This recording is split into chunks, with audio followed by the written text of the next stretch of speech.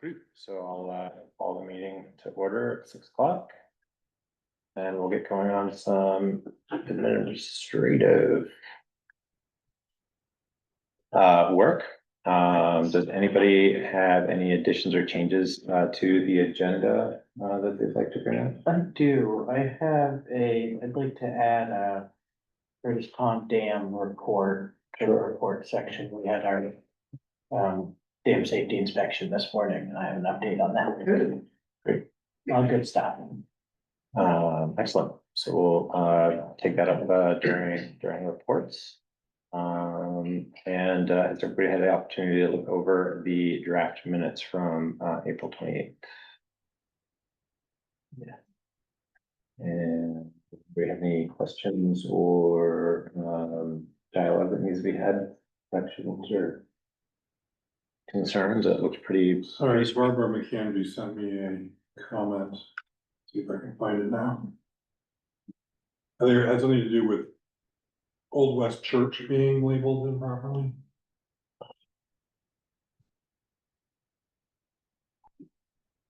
There it is.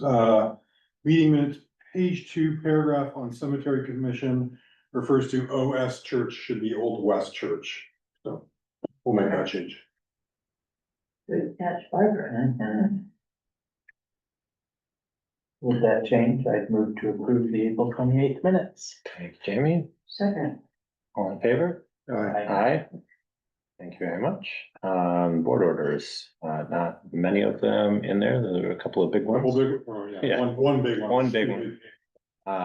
So those are all posted to the folder. Has everybody had an opportunity to review those? And does anybody have any questions? I do. Yes, Carter or Bill? When is this FEMA payment due?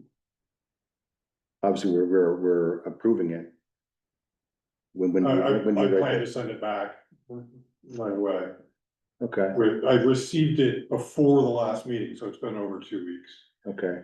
And when do we receive our payment from the other payment? Not sure, but I did sign the grant agreement on Friday, Okay, so that's in process. okay, It's been, I don't think they call it obligated, but we've seen the number in writing. So it's been awarded, okay. so I think it's imminent. And given our cash situation, I'm not You're not worried about it? particularly concerned. Okay. That's all I If, wanted to know. if I was concerned, I think we would drag it out, but I really don't want to ruffle the feathers, because it's the state, and they've been, good to work with, Okay. so. Are there any other questions or items in discussion? And it was good news on the school. It was very It good is news. very good news on the school, it looks like it. Okay. Can I get a motion to approve and sign the board orders as posted? So moved. Second, All in favor? Aye. All right. And we have the vicious dog hearing decision. So there's a previous authorization for Kari and I to draft that decision and have it distributed to Elsa. But we have the signed version on there just to ratify. So it's just kind of a little extra step to make sure that it is, aligned with everybody's expectations. Did everyone have a chance to review that? And did you say, Elsa has not seen this? No, Buffy delivered Yeah, Buffy the did. results verbally, Verbally. but she hasn't seen this, so there is, we could change it. It looked good, and she sounded agreeable to it when Buffy. Yes, including, she said she'd pay the citation, but Buffy delivered. Great. So can I get a motion to ratify the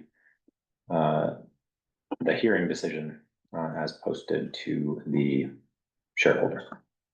So moved. second, Favor? Aye. Thank you. And Kari, if you wouldn't mind signing that out, that would be great for Barbara.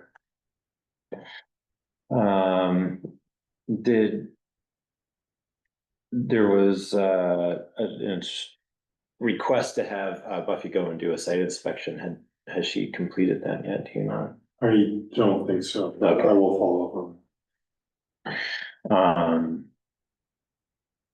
Approve the lister's request for a 30-day grand list extension, which is, pretty standard fare. Has everybody had the, opportunity to review that request?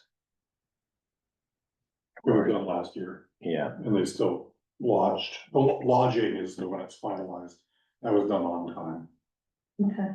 in June. and it looks like, the form is set up to, authorize, me, I guess, to sign it. So it'd be a motion to authorize me to approve the extension. The filing extension. Second. All in favor? Aye, thanks very much. And authorization to give CARA the authority to distribute payments as needed prior to the July 14th select board meeting. So we have a couple of weeks here. Similar to what you did last Yeah. December, we had a 3-week gap and, So there's 2 3-week gaps, because July 14th is far away. Yeah. So Well- this is for, the next meeting is June 2nd, we have a 3-week gap there, then there's another 3-week gap after that, June 23rd. 3rd, and then I think it's just a regular calendar rotation where there's another 3-week.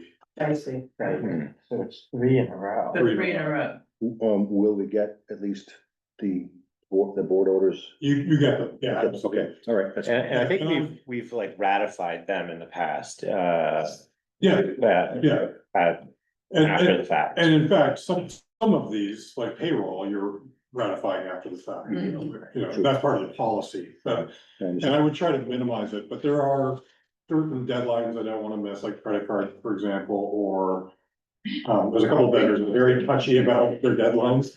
Yeah, And then also, if it's a small vendor that I know or I suspect really needs the Right. cash.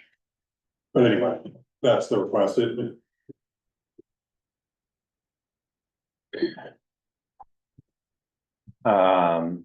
So is everybody comfortable? This would be an authorization, to take care of the first 2, or the first 2 3-week gaps, right?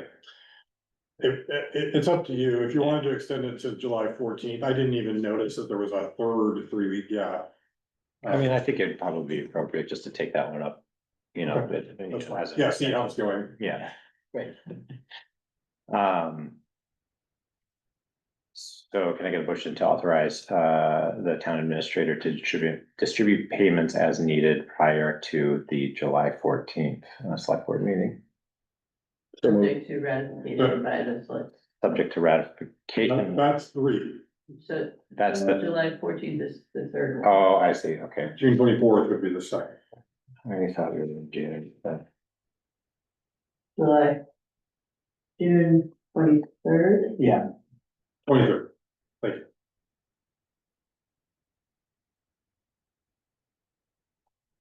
I'm fine either way, we could do the 14th. I'm fine either way. I'm just thinking about the language and right now the way that it's kind of written makes it sound like he's just doing it through then and we're still gonna have meetings, so we could just specify that the authorization is relative to the payments that need to be processed in the 3-week periods between the next couple of meetings, but otherwise the select board will be reviewing and ratifying anything that needs to be paid during those periods during their normally scheduled select board meetings. Between now and July 14th. Somebody just want to give a so move to that one and we'll see about the language. Get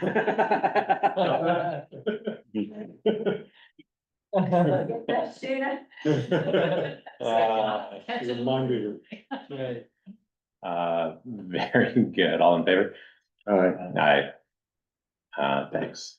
So we've got a period public comment, but it doesn't look like we have any members of the public present. Great. Only one online. Yes, please. Sure, Greg. Yes, Craig. Go ahead. Sorry, I'm just clicking buttons here.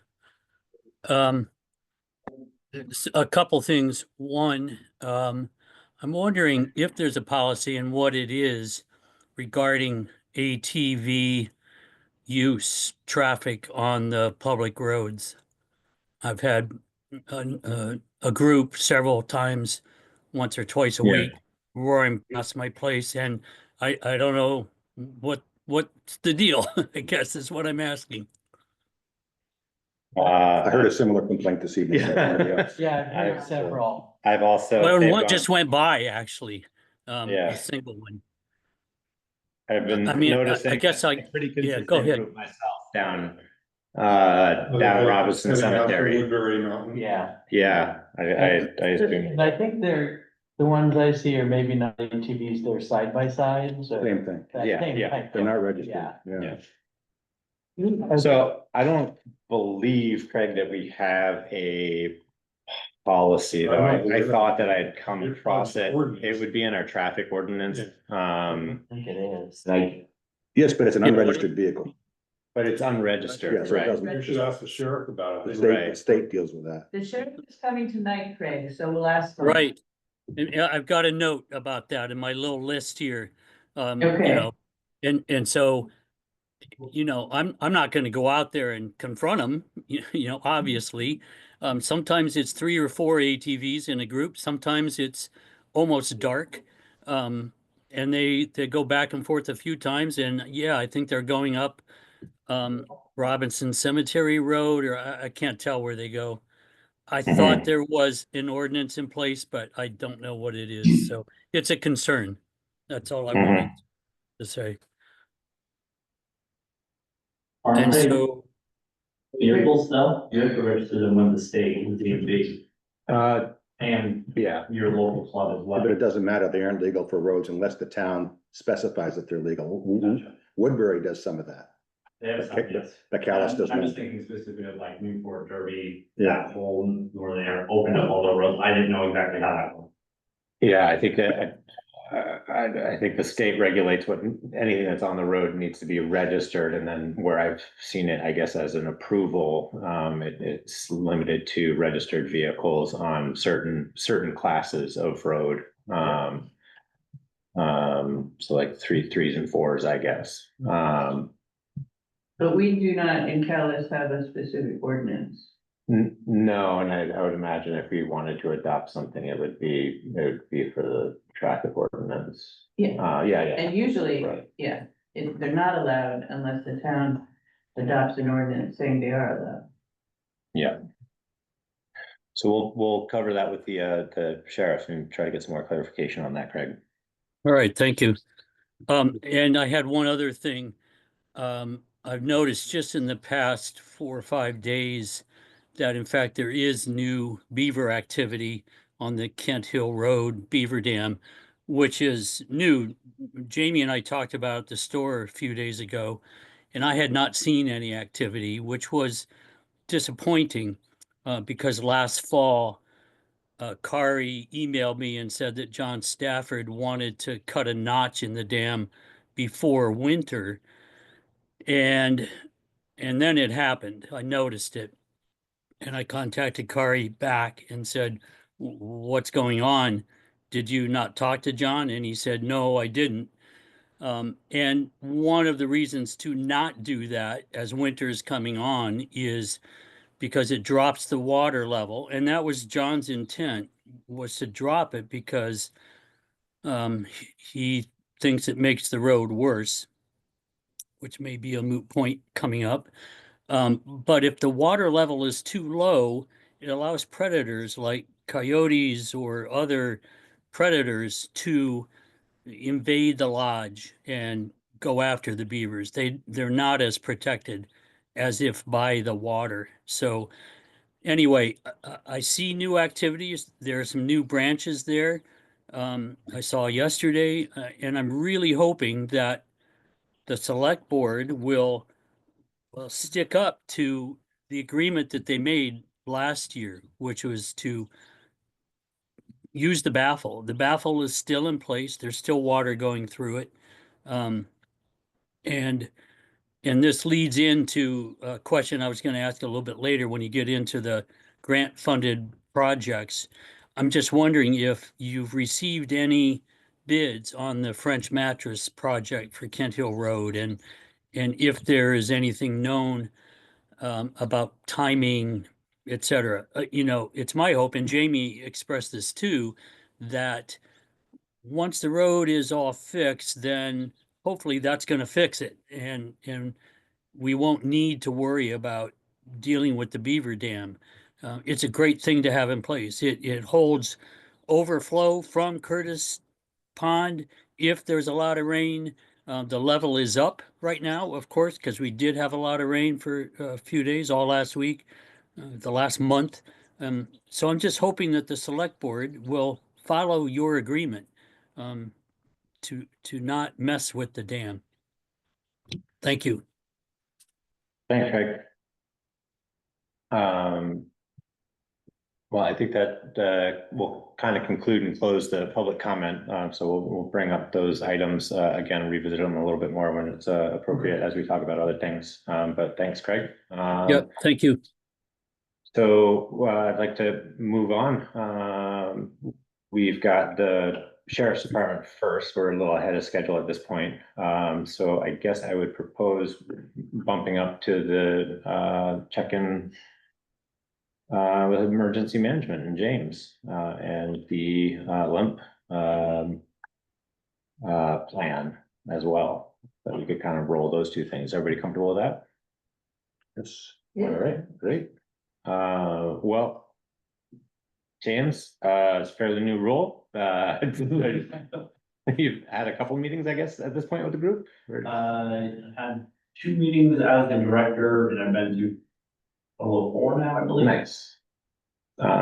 So we don't have, you know, much of an agenda for these check-ins, other than we're trying to kind of create some muscle memory here, and get early check-ins before we start going into budgeting season, just kind of see what kind of projects you guys are thinking about, or any needs you may have as we kind of roll through the summer, and now in kind of the new reality of life and storms and that sort of thing, how everyone's feeling going into summer, and the resources that are kind of aligned for emergency response. Yeah. So I'm still figuring out what we have versus what we need. Yeah. Obviously, my point of view, obviously what everybody else's point of view is, but it's a little different because I come from emergency services.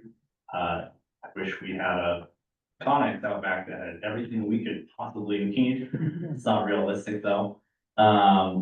So we have the opportunity to sit down, look at all of our projects for this year. We're doing that on Thursday.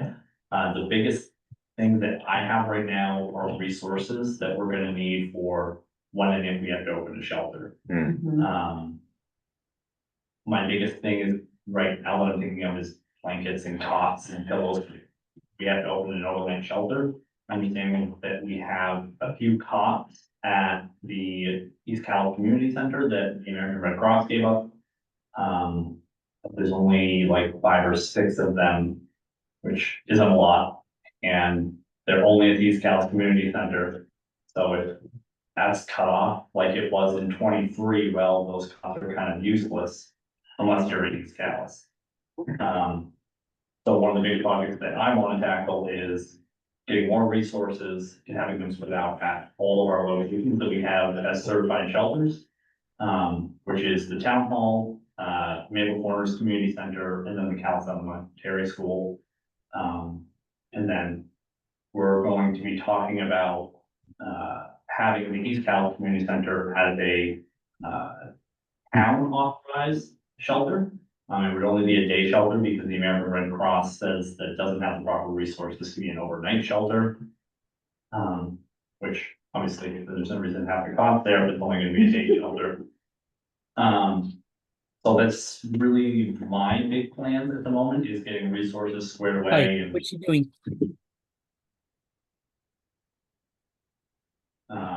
getting resources squared away and making sure that we have them spread out and everywhere that we have shelters. And then I'm also working on emergency procedure plans for each of our shelter locations. That will have directions on how to set up the shelter, where stuff is, who's who. And then it'll also have evacuation plans if for whatever reason a fire happens, there's a carbon monoxide leak, whatever it is, you have to evacuate the shelter, set up evac points where everybody's gonna congregate to make sure that we have a proper head count, and then what do we do from there? So also working on those. So right this moment, those are the only two projects that I know of offhand. Like I said, that's our big agenda item for this Thursday's meeting, is to work on our projects for this year. As to what that comes to budgetary wise, I do not know. Well, that sounds like a good place to start, and I think distributing resources at the various shelter locations makes the most sense. And the reality of our situation is that even a Connex is gonna seem pretty isolated, depending on how things unfold with road closures and that sort of thing. I know that other towns have been able to get items donated. I know it's fairly easy, and I'm sure that we could put something together as simple as a poster and say, hey, we're looking for donations for this. You have old blankets or pillows or stuff. So I'm sure that we could probably get a lot of donations for this kind of stuff and try to keep budgetary aspect as low as possible. I think when it came to such things like costs, that's probably not gonna be very high in the people are gonna be dominating aspect. I don't know, there's a lot of camps out There are a lot of camps there. out Maybe there. people are trying to rotate out their cot collection. So I mean, but that would be my Yeah, first plan, would be to get rid of what we can for donations. We would do like some sort of donation drive, and then you would have open donations whenever, if you had something that you wanted to donate. I got a real finger pincher you can have. Oh, yeah? Yeah. Is it an old military cot? No, Ah, my LLB. dad had one of those, and that thing is brutal. I think I know at Um, least 4 of them somewhere. Yeah, so I mean, resources in having, cots, blankets, bottled water, canned goods, stuff like that, and we have to have stuff ready. We've got the shelters all set up. The community did a great job of getting that done before I was a part of it. Now it's getting everything else squared away. Jamie. Yeah, I have one other project to put on your radar, which I'll reach out to you about in the next couple of weeks, but the Curtis Pond Dam Emergency Action Plan was updated almost exactly a year ago. Okay. But now that the dam is built, it needs to be updated again. Okay. And I'm waiting on information from the engineers at D&K about exactly what has to change in it and what we don't have to. Yep. I talked to Dam Safety this morning, and we don't have to do a new study on the downstream inundation map, which was sort of the concern, because that would have been a big project. Right. So I don't think it'll be a lot of work, but as part of closing out our permit, we have to update that plan. Just let me know. Yeah, once I get the info, I'll send it to you, and we can figure out a meeting that makes sense for me to come to or whatnot. Yeah, all right, I'll see you to do that. And when Nick and I met with our regional rep from Vermont Emergency Management, Sid Pollock, I always butcher his last name, so I apologize. To go over the length before the committee said it was good to go. And one of the things we talked about was all the dams around town. So like there's one on Elmsted Road on the pond there, that's a spillway that goes underground. And coincidentally, my family manages that property. So I have a good understanding of that, but like, we need to have some sort of plan, what if that were to fail, or if there's pond one, there's running out of that. Like, we need to have some sort of plan for all of you as well. Um, I imagine the lamp structure or lamp, is kind of dictated by whoever we're turning it into. Is that about right? Like the formatting of that plan? Yeah, so it comes from Vermont Emergency Management. We use a template. You do not have to use the template, you can make your own. Oh, I see. And we use the state's template, and it's fill in the blanks. And all we did was essentially take last year's or the last one and then update information in it, and that was it. And like I said, Nick and I met with Sid Bullock, our regional rep. We brought the lamp with us, and he said that looks perfect to him. So the committee met on May 1st to finalize it, to make sure that we had all contact information correctly, all the boxes were filled out, so on and so forth. We approved it for your guys' final review. And then if you guys approve, we need one of you to sign it for your authorized designation. Great. I think it looks good. I think if I remember back to 2023, and part of it is the select board was all very new and trying to figure things out, and nobody had catastrophic flooding on the bingo card. And we've had some other kind of incidences come up, and I wonder if we could work towards, I think focusing on resources is good. This is just kind of like a few years out, a couple years out maybe, but to have almost like a decision tree of some sort. So it's just like, if it's this kind of event, these are the contact folks that, that order, like an action plan, so that we can like start mobilizing things, as quickly and as efficiently as possible, so that we're, there's not three people trying to coordinate or do the same thing. And So good news, already working on it. So that's a part of awesome, yeah. The emergency procedure plans. Yeah. Not only am I doing them for the shelters, and I'll have different examples of different emergencies. I'm gonna put some together that will be, if we have flooding, okay, we're calling Jamie if it's near Curtis Pond or so on and so forth, that kind of thing, exactly. Yeah. I named these for work. Oh, Yeah. I have a pretty good understanding of how to do them, so Awesome. already on the docket. One of the situations that has been top of mind has been kind of wellness checks, certainly around like the mental health type issues. And I had a conversation a few months ago with Washington County Mental Health, like, hey, there's some guidance on like how we should do this or engage resources so that we're, having an appropriate response to an incident, if there is one. And I got a point of contact who's happy to be like a part of that action plan, and not necessarily publicized phone number, but like if there are concerns within the community, they have a team that specializes in that kind of response, and they coordinate very closely with either the sheriff's department or the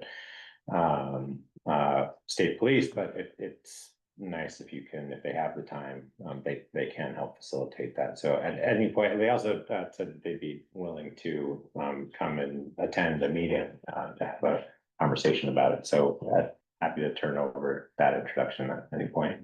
I believe I already have it. All right. The contact information. Imagine you would. I work with them on a regular basis. Yeah. Washington County is my district for investigation. Awesome. Then for fire and EMS, obviously I've had many trainings for mental health. And I've met with and had trainings with their lead person, and his name is escaping me right now. But he's fantastic, and their whole team is, we've worked a lot with their crisis team and their whole organization. That's great. And we don't have to get into it now. I think we'll have a little bit of an update on it when we talk about kind of long-term joint resource planning, but kind Carrie and Tegan participated in a meeting this morning with Worcester, or members of Worcester Select Board, to talk about where we might be able to share resources, and emergency response always really kind of comes up. Health officers is another one, constables, like that sort of thing. So, I'd say just kind of keep that in the back of your mind.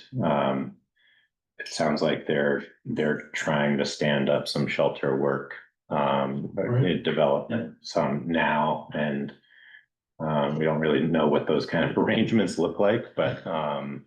Sorry, didn't mean to interrupt. No, that's fine. I'll just ramble on forever. I will too. We do have some information. Rick Keene has been in contact with their emergency management director.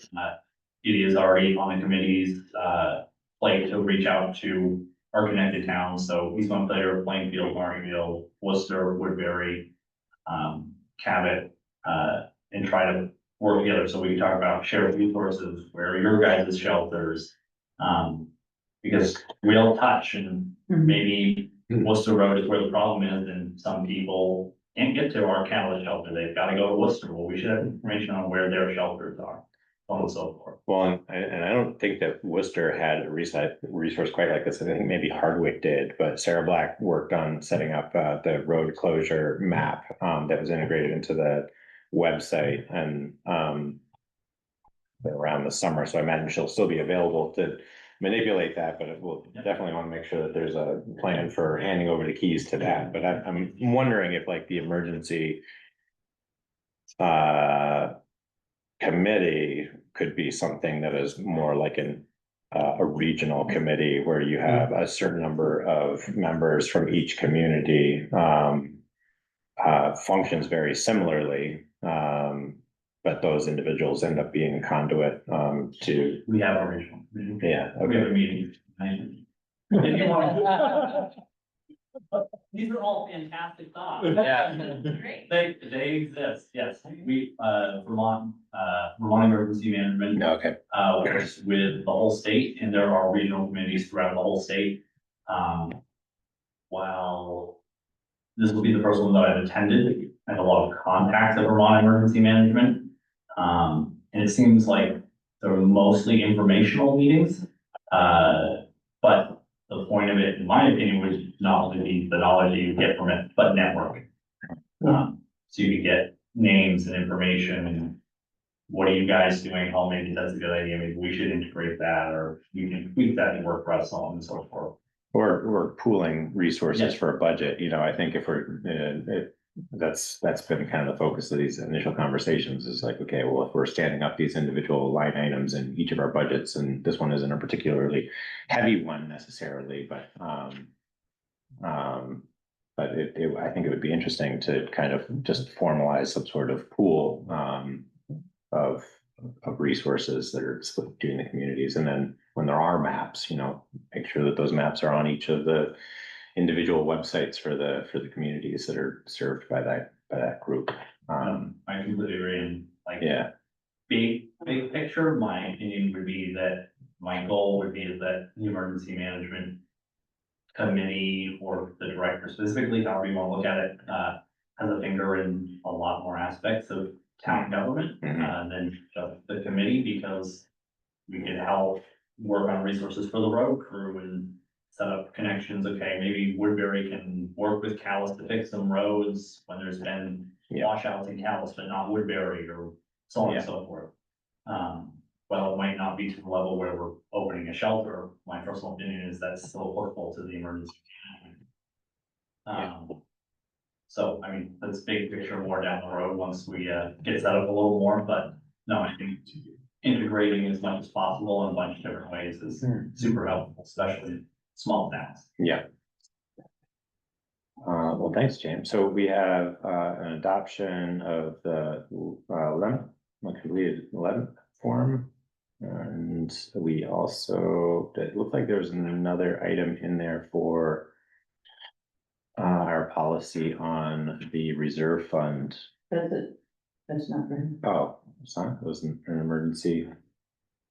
I don't think so. Oh, it's coming up.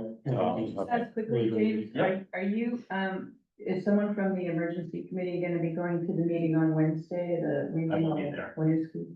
I will also be there. Oh. Yeah. I'm not sure if I'll be there in person, but I will be there. Yeah, so, like I said already, the length is more or less the same thing as what it was last time, we just cleaned it up and, updated the information on it.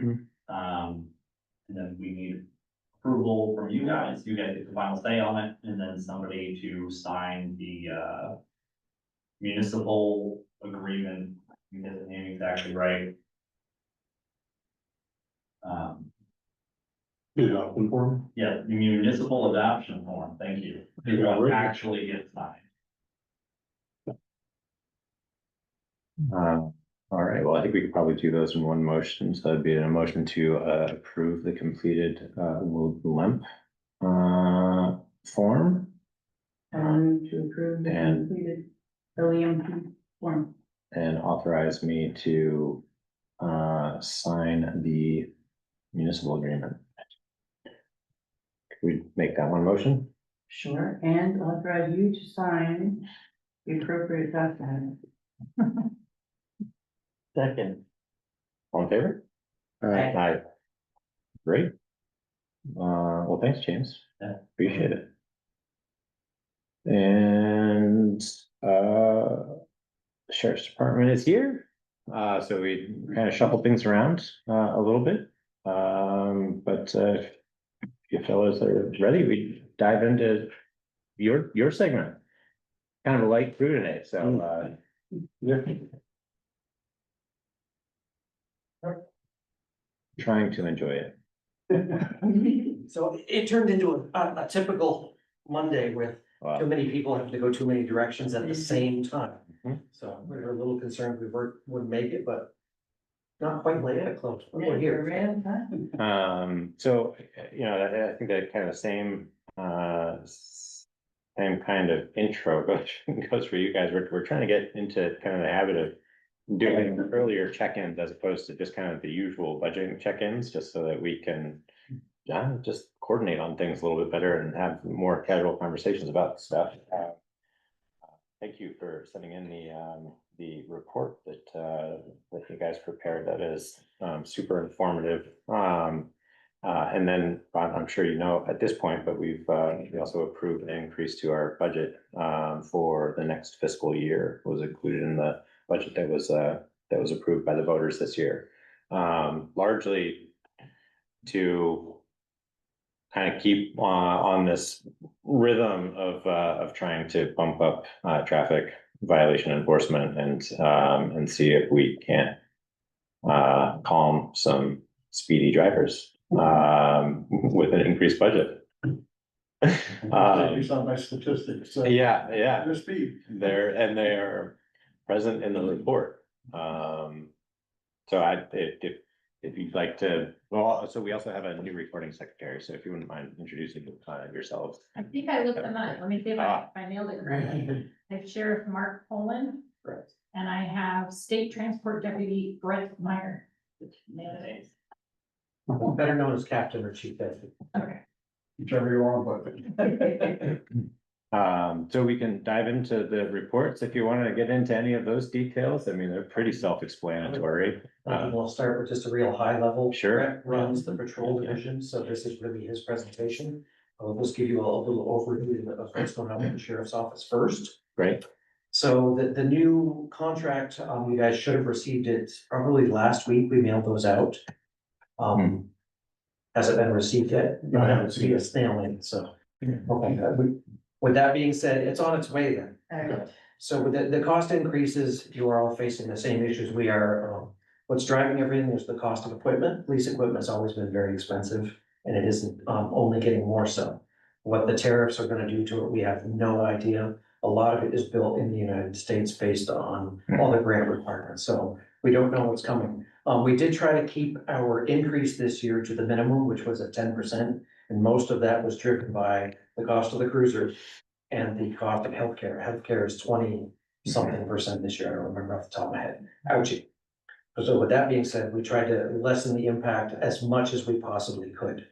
On top of that, staffing is a massive problem everywhere. You heard this last year, it has not gotten better. I'm sure you're experiencing it all yourselves.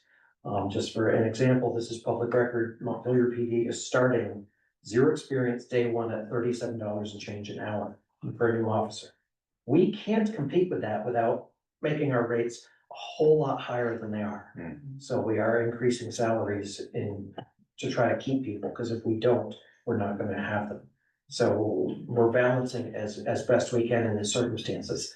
But we make, some of our costs are covered by the construction contracts, we're involved in a lot of things. We try to balance it out as best we can. The lowest thing we bill is still to the towns for the patrol contracts.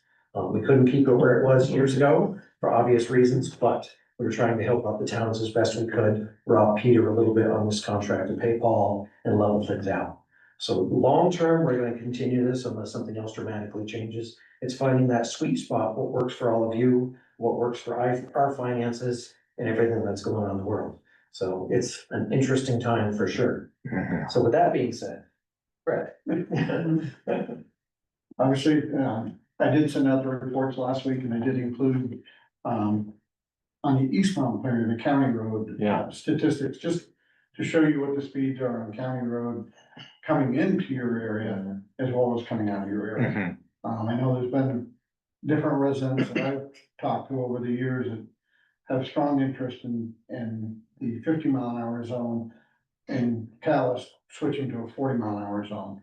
I'm not gonna deny I'm in favor of that, more for highway safety purposes, because you have no curb line. If they go off the road, they're off, and there's no place to be able to avoid something, because there's nothing on the side of the road, you're gonna go off and into the ditch. That creates a highway safety issue.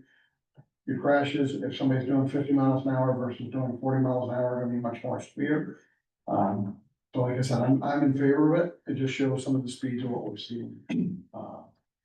And unfortunately, I was out working a detail this year already, and from the time I signed on in East Montpelier to the time I went home, just because it just wasn't stopping. The speeds are out of control. So we're seeing it. You can see what Davis has been doing. Speeds are up within the 25-mile-an-hour zone as well in your area.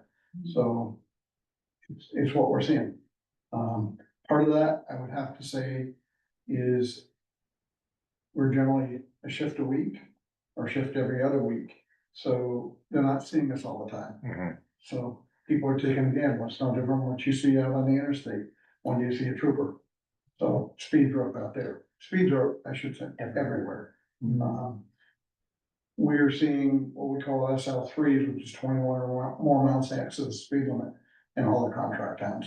It's everywhere. I don't know an answer for why people are speeding, but it's happening all over the place.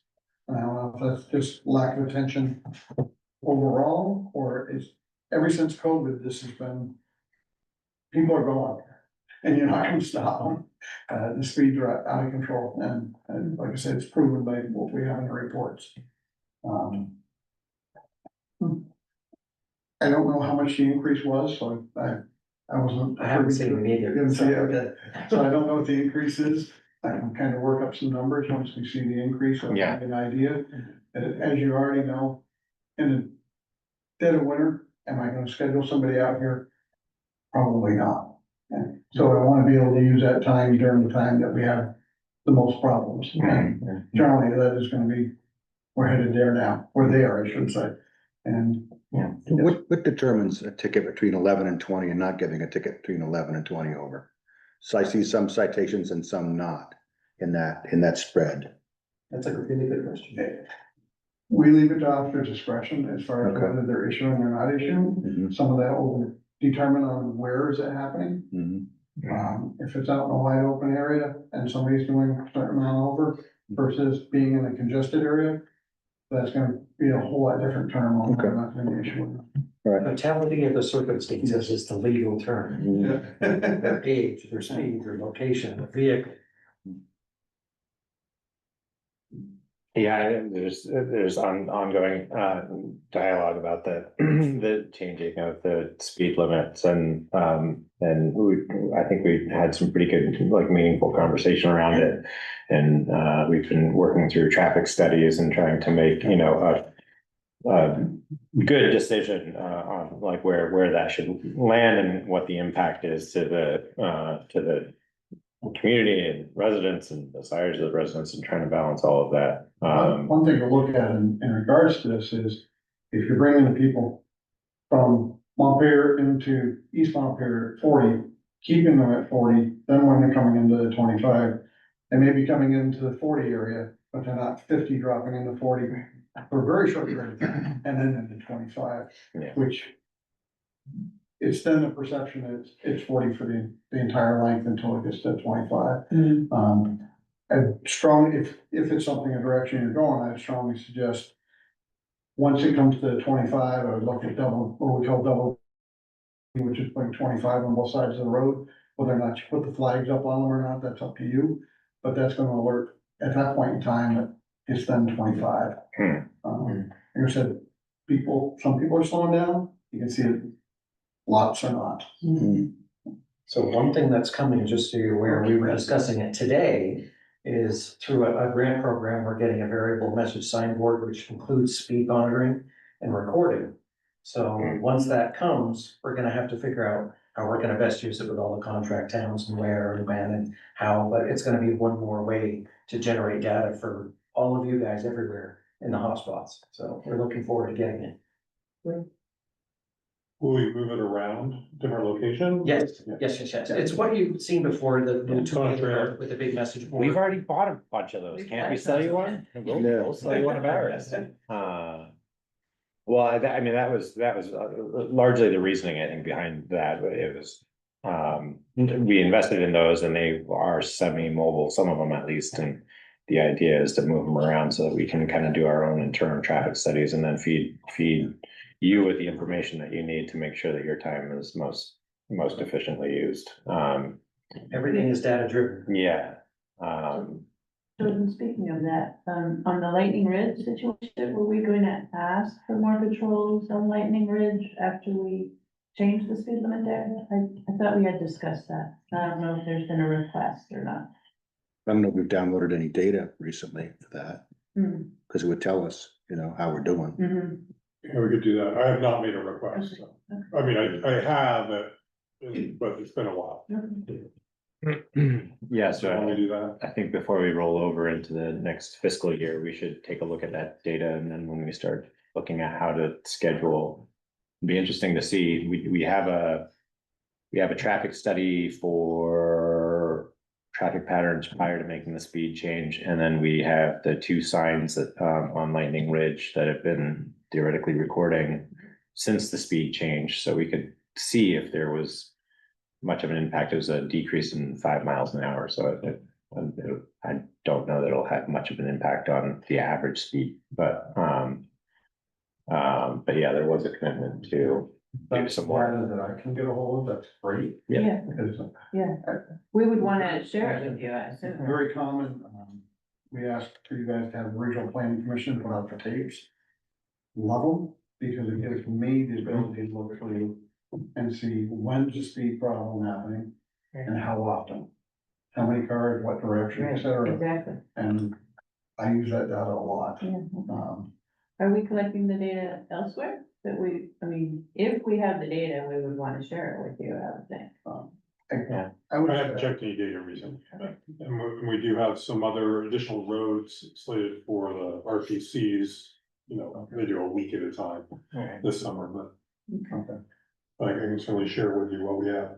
Please.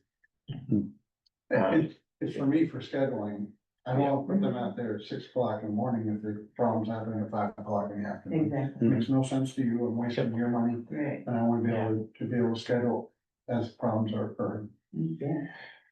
So one relatively new item that was brought up by a resident was kind of the increase in ATV traffic on some of our the roads, and I've certainly noticed it too. It's different than last year. There's more of it.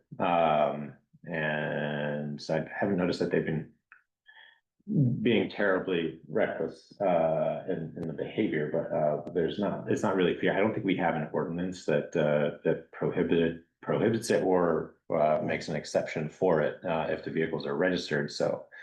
You have to provide ordinances to allow them to ride on your road. Okay, And that- otherwise they're Dallas not, has any, so they have no right to be on the roads. okay. And particularly it's Robinson Cemetery Road where it meets the county road headed up to Woodbury Mountain Road where this is all happening, so.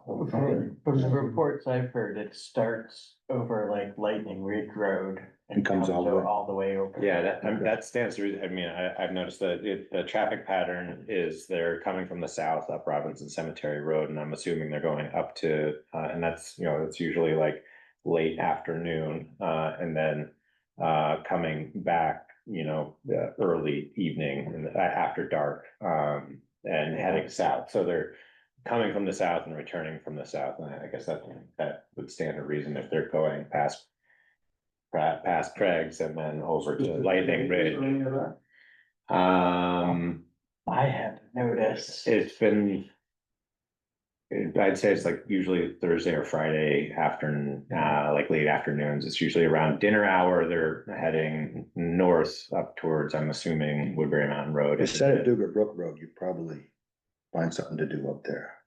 As far as reckless behaviors, the speed all over the road, just hot dogging, kind of all of the above. No, I haven't found, well, Robinson Cemetery, it's not speeding. They're obviously louder than a car, so it sounds like they're going fast, but they're not ripping by the house. But if you sat Friday after like late afternoons or at the end of Apple Hill on Robinson Cemetery. What I will do is I'll reach out to Fish and Wildlife. Yeah. That's kind of been one of the things. Obviously, we can still schedule detail around it, but I'll reach out to them. We're gonna get a group that's pretty aggressive right now. And see if they can't come down and corral some of this. So they'll be more than pleased to. I just had one comment to add, if I could. This is Craig Line. They don't always speed by my place, but if there's a group of 3 or 4, they do. And they're scooting back and forth past each other. And they're going back and forth both directions several times in any one evening. So it's not like they go by and a couple hours later they come back, although that does happen too. I've been noticing that they're different vehicles though, is what I was noticing when they're different groups, but I generally agree with you, Craig. That when there's more of them, it tends to be a little. Where do you live there? He's on Craig? Old West Church Road. Okay. Just up at the top of the hill above Kent Museum.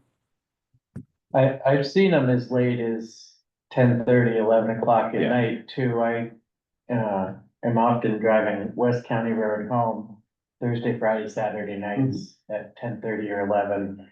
And I frequently see them. They have big LED lights all over their cage. they're well lit. And at night, they're often sort of. If we were able to identify who they were, would it be appropriate to ask you to come visit with them? Absolutely. I'd much rather do that approach. Yeah. My biggest concern is they're not gonna stop. So if we have identities, be more than happy to go knock on doors and say, guys, you can't do this, and if they continue, then have at it, do what we gotta do. Well, that'll be something to bring up and then something to add to the ordinance advisory committee discussion. Long list of road stuff. I think that's all we have for now. So we'll work on trying to get some sort of regular data collection and sharing set up that makes sense for scheduling and keep an eye out for the updated contract. So it was mailed, I want to say Wednesday-ish. Okay. So it should appear any second now. So you'll notice that the section for the finances, because we do this with all the contracts, not knowing exactly what you passed. fill in the blanks, sign it and return it. Yep. And it's as simple as that. Sounds good. And I I've got just pretty wanted good to chime ideas. in. It came in the mail today. Oh, perfect. Here we There you are. go. Thanks, Tegan. Once we get a figure and stuff, then I can sit down and kind of figure out what type of hours, you know. for- Okay, yeah, we'll be in touch. Okay, beautiful. Well, thank you. Thanks for making the time and spending the time coming out here. I appreciate it. If you need anything, by all means, please pick up the phone and let us know. And eventually, one of the things we're working on as of about 4 months ago, we now have a department website. Who knew that such a thing existed? We're having to learn a lot and it's gonna be a little while, but eventually the intent is to be able to post your monthly reports right on the website, and whenever you feel like it, you could go in and download them direct. Great. Oh, So, We're trying this. It's a learning curve right now. but bear with us, and when it's active, we'll let all the contract towns know, and hopefully it'll make your lives a little simpler. If you were 13, you'd have an easier time. yeah. Yes, we are not tech people in that kind of aspect, so. I don't think you can hire 13-year-olds yet. Law enforcement. Definitely not a great idea. Well, no, thank you, and thanks for the service. We appreciate it. Thanks, man. Holler, please. Okay, thank you. We can address it immediately. Thank you. Davis likes that kind of thing. Yeah. Appreciate it. Very Thank good. you. Have a safe evening. Yeah. Thank you. All right, so we're scooting things around. That will bring us to the financial planning discussion. Which, We were gonna talk about the Plan. capital plan Yeah. first. yeah, let's do that first. Okay, so this, in the folder was an updated, I would call it a draft. You'll see a more finalized version of, or a more complete version in the summer, but, so this is updated from last summer. The bolded lines or items are ones where we have commitments. And then, yeah, just going through it. So we operate 4 10-wheelers. I feel like those are big drivers to the budget. 10-wheel trucks, dump trucks, plow trucks. Then we have a couple pickup trucks, 2 graders, excavator, loader, various other vehicles. And then this version, we've added the repaving project and then the other grant projects where we've secured a grant, well, 2 anyway, the Kent Hill Road French Mattress, which is on for this summer, and then Loose Road next summer, Loose Road Culvert, which has been on the docket for a number of years now. So then I added the repaving, and I've assumed that we'll get a standard grant in that amount, and then not really factoring in inflation. I'm not sure exactly how to deal with that. Probably would be good to just Yeah. make an assumption of inflation. Road projects and building projects and, Yeah.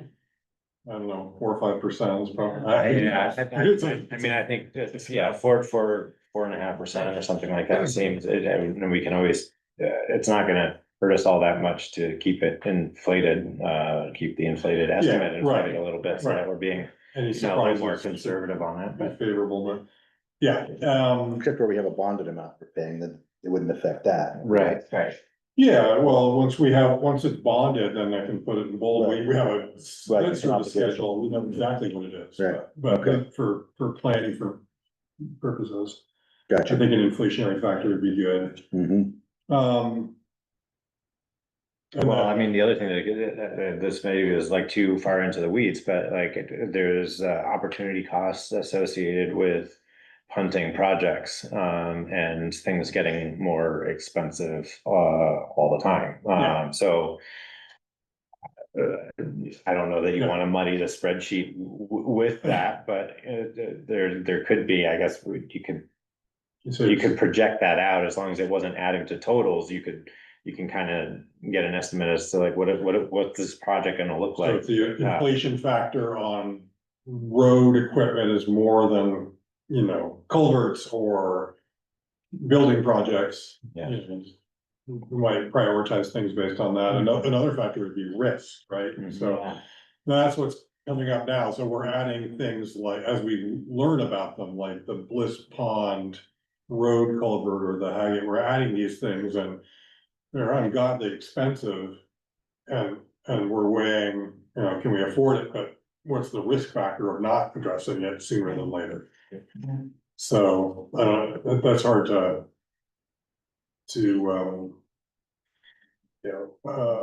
So right now, most of the cost for the equipment is associated with that, that's just payments for the equipment. Right? the purchase. For the Is that what you purchase, mean? yeah, Rather than projected like cost of purchase. the, yeah, and. You know, Yeah, I think, that's all it is. So you're mapping out when we would plan to purchase even for Yeah. a replacement for each Yep. of these guys. Yeah, and the equipment, you know, Toby's been running something like this for many years. Yeah.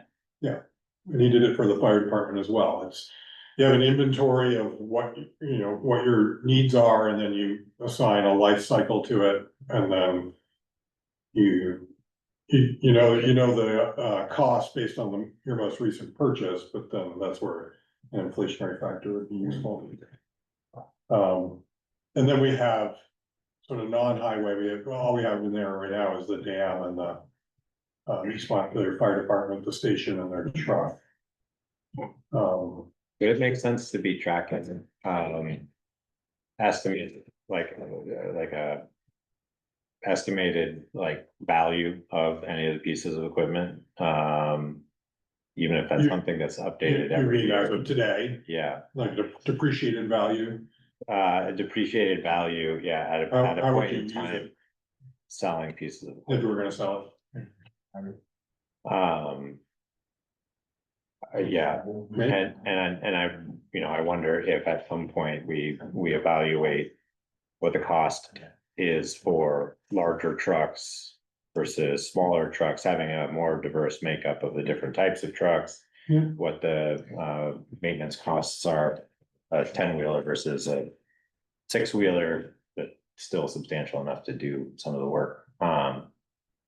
And whether or not it makes sense to, you know, if we're carrying a spare, do we get, you know, sell it, liquidate it? And if we start to see like pretty significant depreciation, or see that it is depreciating, more quickly, or just paying attention to like what other units are being sold for on the used market, Yeah. like we might want to take advantage of trying to liquidate something, offsetting the costs. I have to research that one a little bit, but I'm sure there's a way. It's just, what are your assumptions as we keep? Right.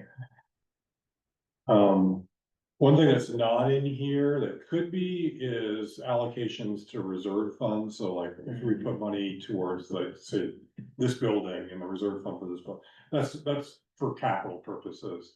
But we also do just build it into our operational budget at the same time, so.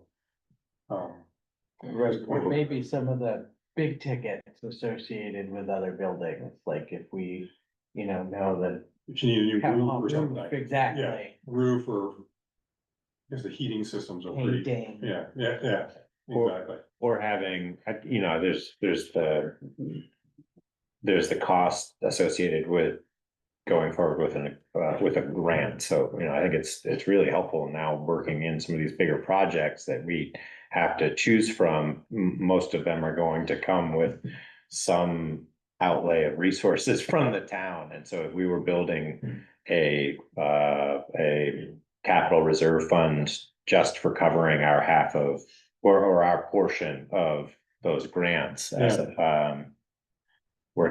and maybe separating that out from Equipment, from the equipment, yeah, I think be a helpful exercise. that sounds wonderful. Get some money in.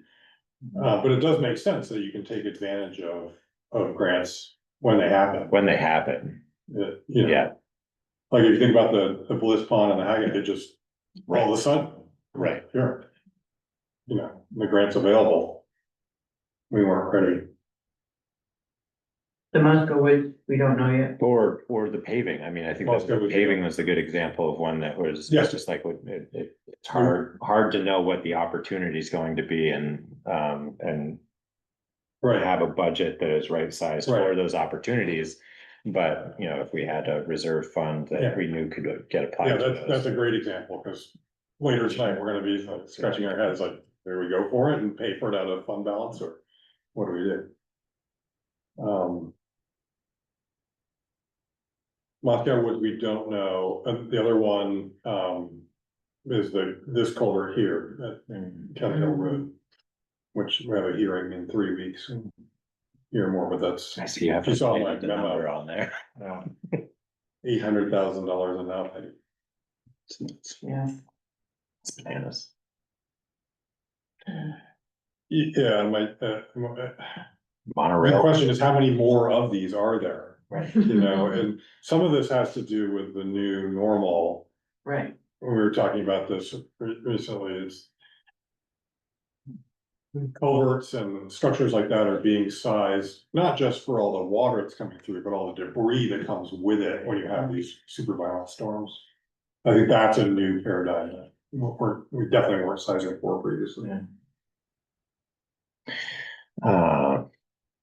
One of the things that we touched on in our meeting this morning with Worcester is like, how do we look at like contracted purchases or bulk purchases potentially, and you know, materials and obvious example. You know, I think at some point, you know, if we get to a point where we're feeling really comfortable with the structure of our capital equipment, that would afford us, or our capital equipment plan, that would afford us the opportunity to have more conversations about potentially shared equipment, shared contracts, whether or not we you know, do we want to make a decision to buy culverts in bulk, and see if we can leverage bulk purchases with another town, and store things so that we have them on hand. So when something happens, we're not waiting for stuff. And the lead time the last 2 years for some of these smaller culverts, but there's such a run on them that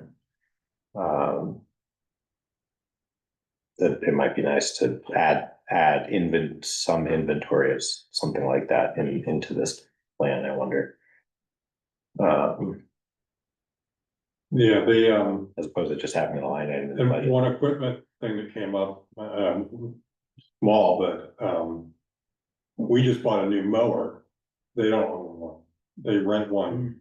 They have so few roads that, they only use it for about a week, he said. I'm gonna mow over there now too. Well, we could rent it to them, you know, help, with our costs. It's a small thing, but there might be other opportunities like that. Yeah. I think it'd be nice if we could offset the operational time and get some sort of compensation for equipment. I feel a little dicey about renting equipment, especially like mowers or the chipper or something like that are easy to abuse. Yeah, And the cost, the wear and tear associated with just, you know, shopping something like that around. But, you know, I think if we get to the point where we have parts like more specialized part-time labor and tasks, like maybe we could get some compensation to help offset the carrying costs of the equipment. Or find part-time positions.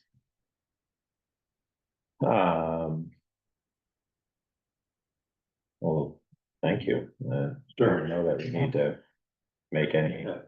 One thing to put the information together, it's another to analyze, well, what do we do with this information? It's just a lot of costs. And, you know, I think we're moving towards a conversation with the community about what are the top priorities, the things that were sort of non-negotiable versus things that if we had to, we could delay. Yeah. So. Yeah.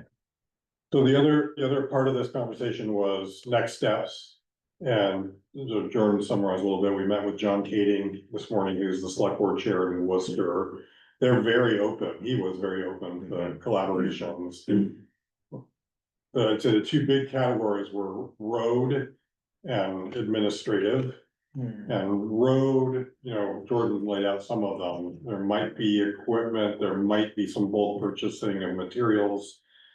There might be some contract stuff, like tree limbing or something like, it's not really clear. The first thing he mentioned was emergency, responding in emergencies where if one town has more need than another, perhaps there's some Mutually. cooperation that happens. And then on the administrative side, we talked about grant administrator, they're seeing a need, they're gonna need somebody. In the, midterm. We talked about, they don't have zoning, so that wasn't really something, although John said something about they kind of see it coming. Well, I think it was interesting to know that, like, so they have a much, I'm still wrapping my head around the fact that they only have 20 miles of road, that it's gotta be more. 22 miles. 22 miles of road. A quarter of what we have. Yeah, They don't have 12, the state. They have 12, and that's such a big part of it, yeah. Wow. yeah, that included 12, right? No, 12 Does state. not. No, I didn't think so, but. Oh, okay. I'm not sure. Either way, it's still a pretty significant difference. But they have also, they have a separation between they have a road foreman who manages the scheduling and labor of the road department, and then they also have a separate road commissioner.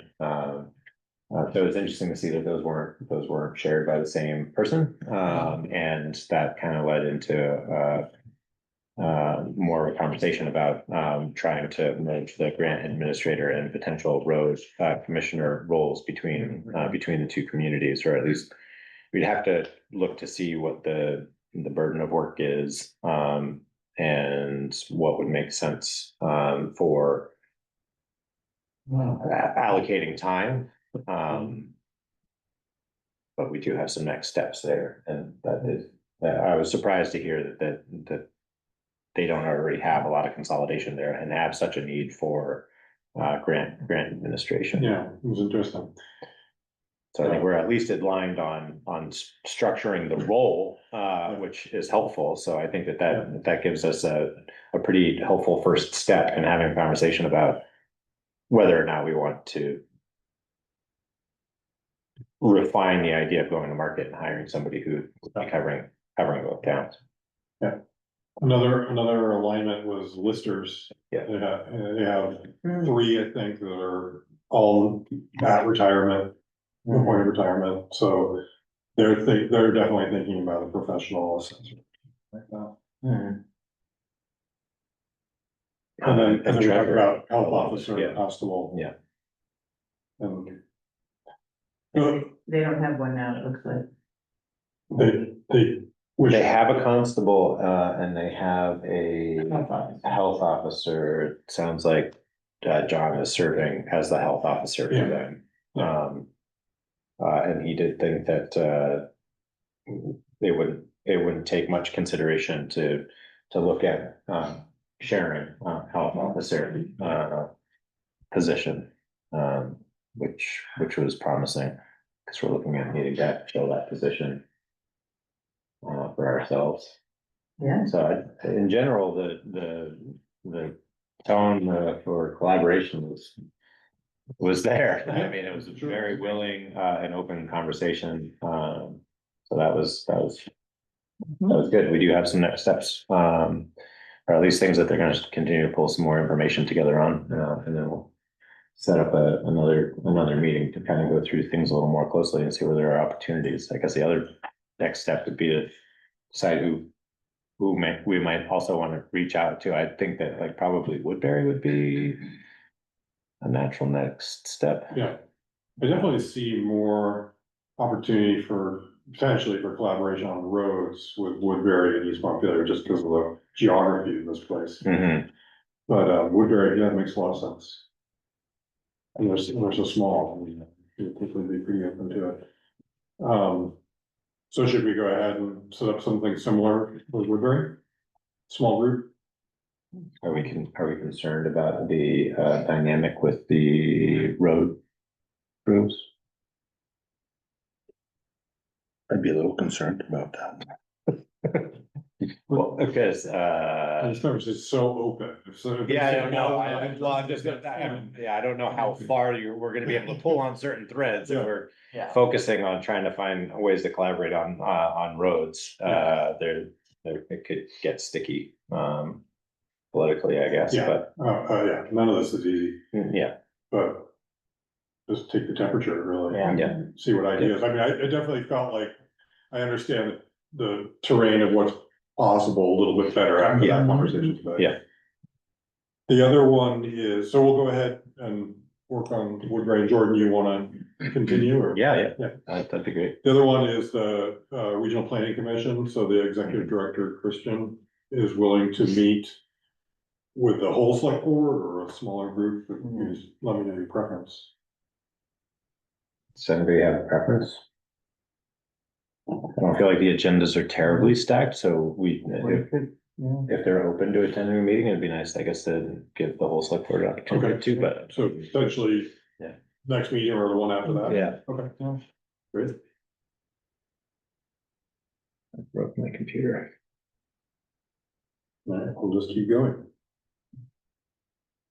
Great, well, thanks, Carrie. And thanks, Tegan, for doing the, is Tegan still there?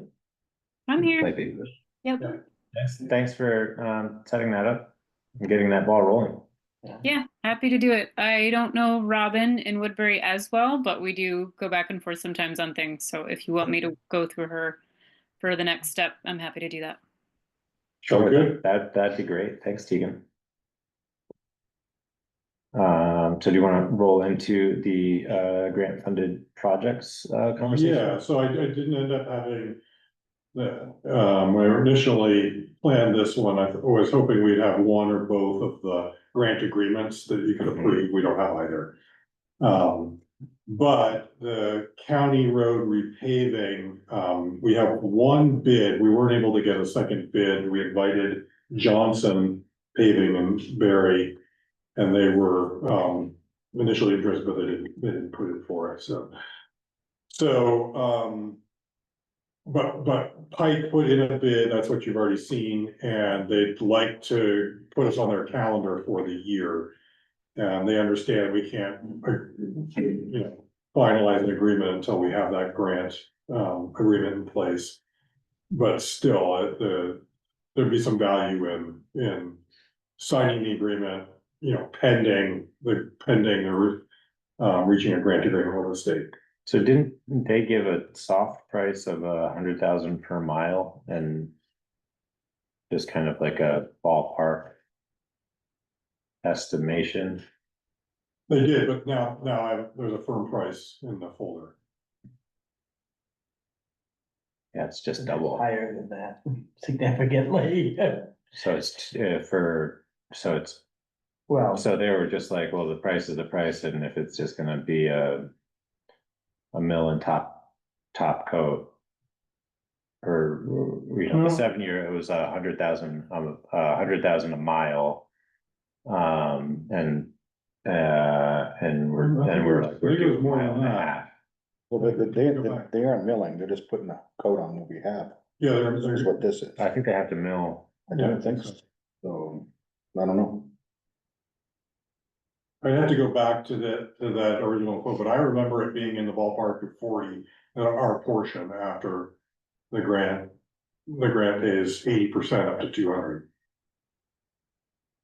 I see. And you've got in the capital plan that we pay 42. Yeah. For 1.5 miles. 1.5 miles, Yeah. which is what we're doing in 1 year. Mhm. Yeah, because that's maxing out the grant. Right. Right, and splitting County Road in half, and presumably we'd get one more grant to We hope. to do the remaining portions. So it's not like there's a whole lot of options here. This is what, right? Yeah, I mean, it'd be nice to have a second bid to compare to. What we're not looking at is a complete reconstruction of these roads, which I take it to be prohibitively expensive. I have a quick question. But rather than a 10-year life, which we used to get, we're looking at probably like more like a 5 to 7 years. So we're spending money, but we're not gonna get the same life. I just don't know what the difference is. If we paid the full amount for it, taking it down and putting it all back, you know, what the difference is in a time period, you know? It's a good money after bad type of thing. I don't know that. I think with paving, it's always good money after bad. I would feel more comfortable if I had a little more clarification on whether or not it include any kind of milling at all. It should not. No, oh, yeah. Norman is the one that was working with John and Keith. Kari. Sorry. Okay. He was at another bid opening. He had 3 going tonight, so Yeah. there's a couple of different of us who are attending. I don't have a copy of the document that he did turn in though. So it should be a per ton price for shimming overlay, right? Yeah. 2 inches of pavement, I believe. Inch and a half. I don't think with this, there was any milling other than butt joints, which is what we would do when we're tying into and away from existing pavement. So it's a small trimmer attached to the skid steer.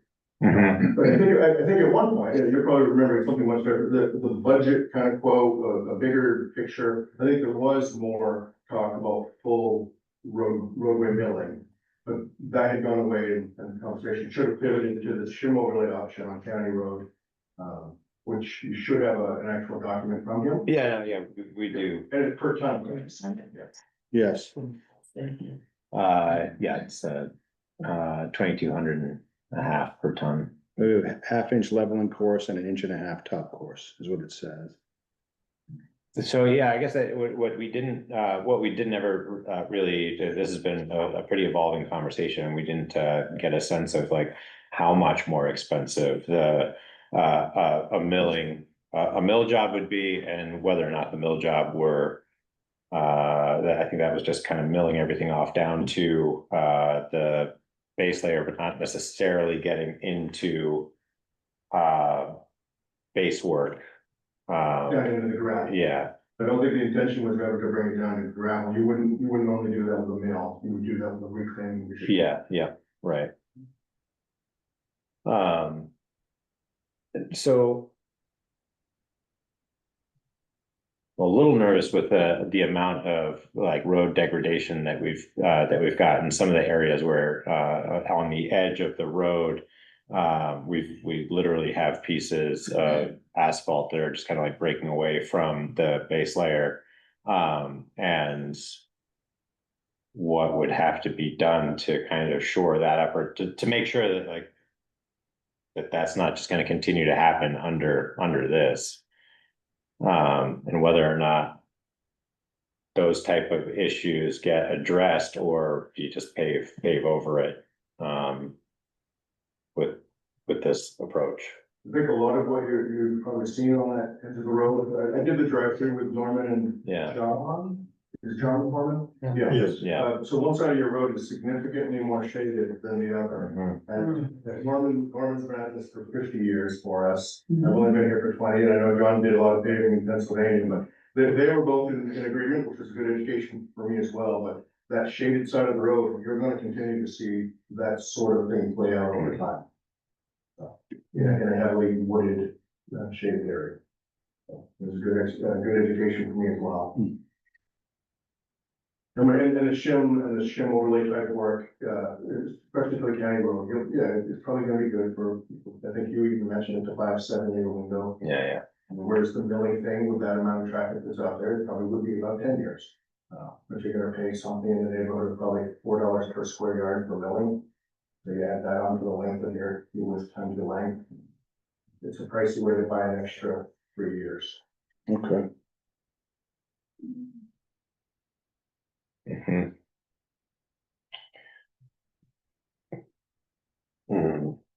I mean, I still think we have to do it. That is, Yeah. I guess the big question is it wasn't budgeted for specifically, and for this particular project, I think with the grant funding instability, and the conversations at the state, like the Yeah. road is clearly to the point where we can't really go much further. Does this include line painting, I guess, afterwards, or would that be a separate contract? Not by us, no. That we budgeted for, and we have a contractor lined up Yeah. to do it. Right. And the fog line, I'm sorry? and the fog line? Is that just the fog Yeah. line, or is that? Well, I understand the state does the center lines, and we pay for the fog line. Okay. This class 2 road, right? Yeah. Yeah. So just so everyone's aware, the grant, when we have this grant agreement, it will last until December of 26. So we're not obligated to do it this year, but the thinking was take advantage of this grant while it's available. Yeah. And Yeah. go for another one next year. Yeah. Yeah. You know, with the thinking that both halves of County Road are struggling and they're gonna get a lot worse in a hurry. Yeah. Well, it would be nice if there is another quote, but I don't think we can really afford to hold up scheduling. And we did put out the request, so,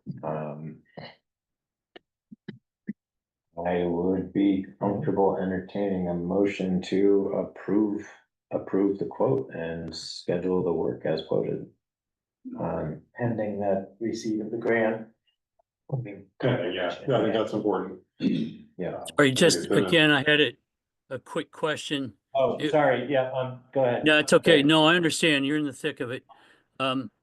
Is the FW Wickham company out of business now? I haven't seen them on the highways. There was a bidding issue years ago. But I didn't know if they're still around or not to try to get a bid from them. It sounds like they are, but I don't believe we invited them. Johnson, and there was one other. Sorry, I couldn't understand it. there was a request to receive bids from from 3 companies total, and Pike was the only one, that took us up on that. I understand. Thank you.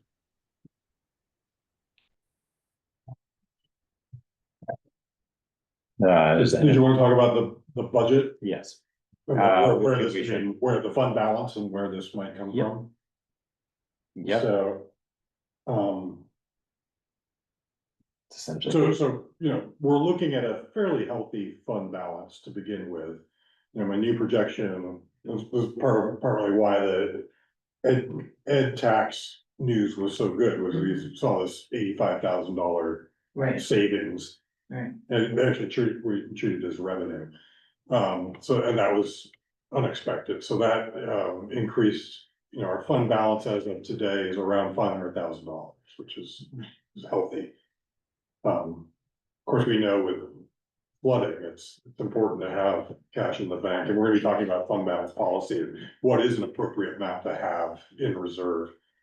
But anyway, it's looking pretty good, with that regard. We have the CV that is going to auction, online auction. We're hoping to get something from, the other one I threw out there is, I'm feeling much more comfortable in my position doing the multiple roles right now than I was 9 months ago. And I think there's other reasons to not consider going forward with a part-time road commissioner. So, I mean, that's something you have to think as a policy question of like, how much eggs do you put in this basket? But,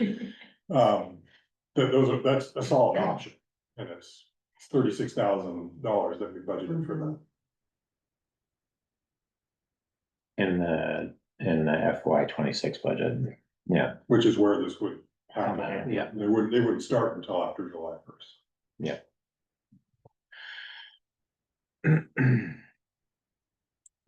again, I'm feeling comfortable relative to the fund balance and other sources of income that would be continuing to pad that out. And this is the exact type of thing that I would think that you would want to use a fund balance like that for.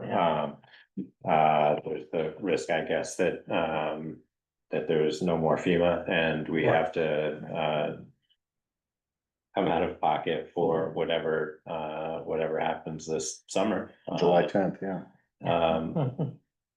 But I think that's a really hard way to make a decision, when we have maintenance issues like this one. Well, and it would be. And it would be ridiculous to pave or to spray fog lines over, Yeah. over the Have to be literally replaced. crumbling edges of the road that are just then going to roll down the hill and still not be there. Right, and we're also, don't know what these road grants will look like in the future, much like we don't know what FEMA will look like in the future, so. It would be crazy to leave this money on the table. There's that, and then going for another one next year. Right, yeah. While it we don't know, there'll be Get still it be while another we one, can, hopefully. yeah. Hopefully there'll be another year like this one. How long would the work take for the 1.5 miles? Yeah, I think the total tons was 2,300 or something. 25, Yeah, 23, yeah. I think it's probably 2 days paving, sort of a situation, based on taking the hot mix straight out of Berlin. Mhm. Probably 2 days paving. And probably no total closure, just like one lane around. Exactly, alternating one-way traffic. Yeah. I mean, I think I think folks could probably live with that, maybe, considering we told them at town meeting that it was gonna be 2027. So who would then ballast the edge of the road? Is that our responsibility? Yeah, I don't think there was anything in there about shoulder gravel No. or whatnot. Yeah, Okay, We could work that out with you afterwards, we could charge a day rate basically for the equipment and the manpower. If you Okay. have your own gravel sports, which is what a lot of towns tend to do. okay. So, I can imagine that we're gonna have our own gravel source, so we don't stockpile gravel like that. Mm-mm. but we do also sell the aggregate, but I was thinking that was a way of Yeah, at least keeping costs down for you. It's what a lot of towns do. okay. And scheduling wise, that would probably be sometime in And I think we could work it in whenever. July or August. A lot of times with these class 2 grants, you need to physically wait to have us start work until after the 1st of July. Yeah. Not always, sometimes they'll let you schedule work early, they just won't let you bill us, which there's a win for you. Or later in the year, whatever works, I don't remember that there was a whole lot of work that needed to be done before the meeting. There's no overage or anything like that going in the roadway, right? Okay, so. And we're thinking we're gonna do the first, the southern 1.5 miles, right? It's the older, Yeah, and it's, parts of it are in the worst shape. yeah. Other parts of the north are in worse shape. I know, it's a Yeah. tough choice. Well, I mean, I think that initial dip right after the East Montpelier line, and then coming up on top of the crest of that hill. I mean, that's a pretty contiguous stretch of terrible road. And with people going fast and trying to drive on the opposite side of traffic to avoid potholes, Yeah. like it's Makes a me nightmare. nervous. Wasn't there an accident out there, 3 weeks ago. 3 weeks ago, a Bad pretty bad one? I Yeah. didn't know that. Yeah, it's pretty Not- gnarly. I not don't remember yet. what was involved, but There's a postal truck. that's that right. Hit full speed and spun around and it was. Yeah. Pretty Height? scary. No, this was like 3 weeks ago. Is it a head-on collision type of thing, or? No, I think the postal Jeep was parked at a mailbox here and someone came up behind and just didn't see it and just hit it at full speed. Oh my God. Everyone was okay in the end, but it was a pretty significant accident. Yeah.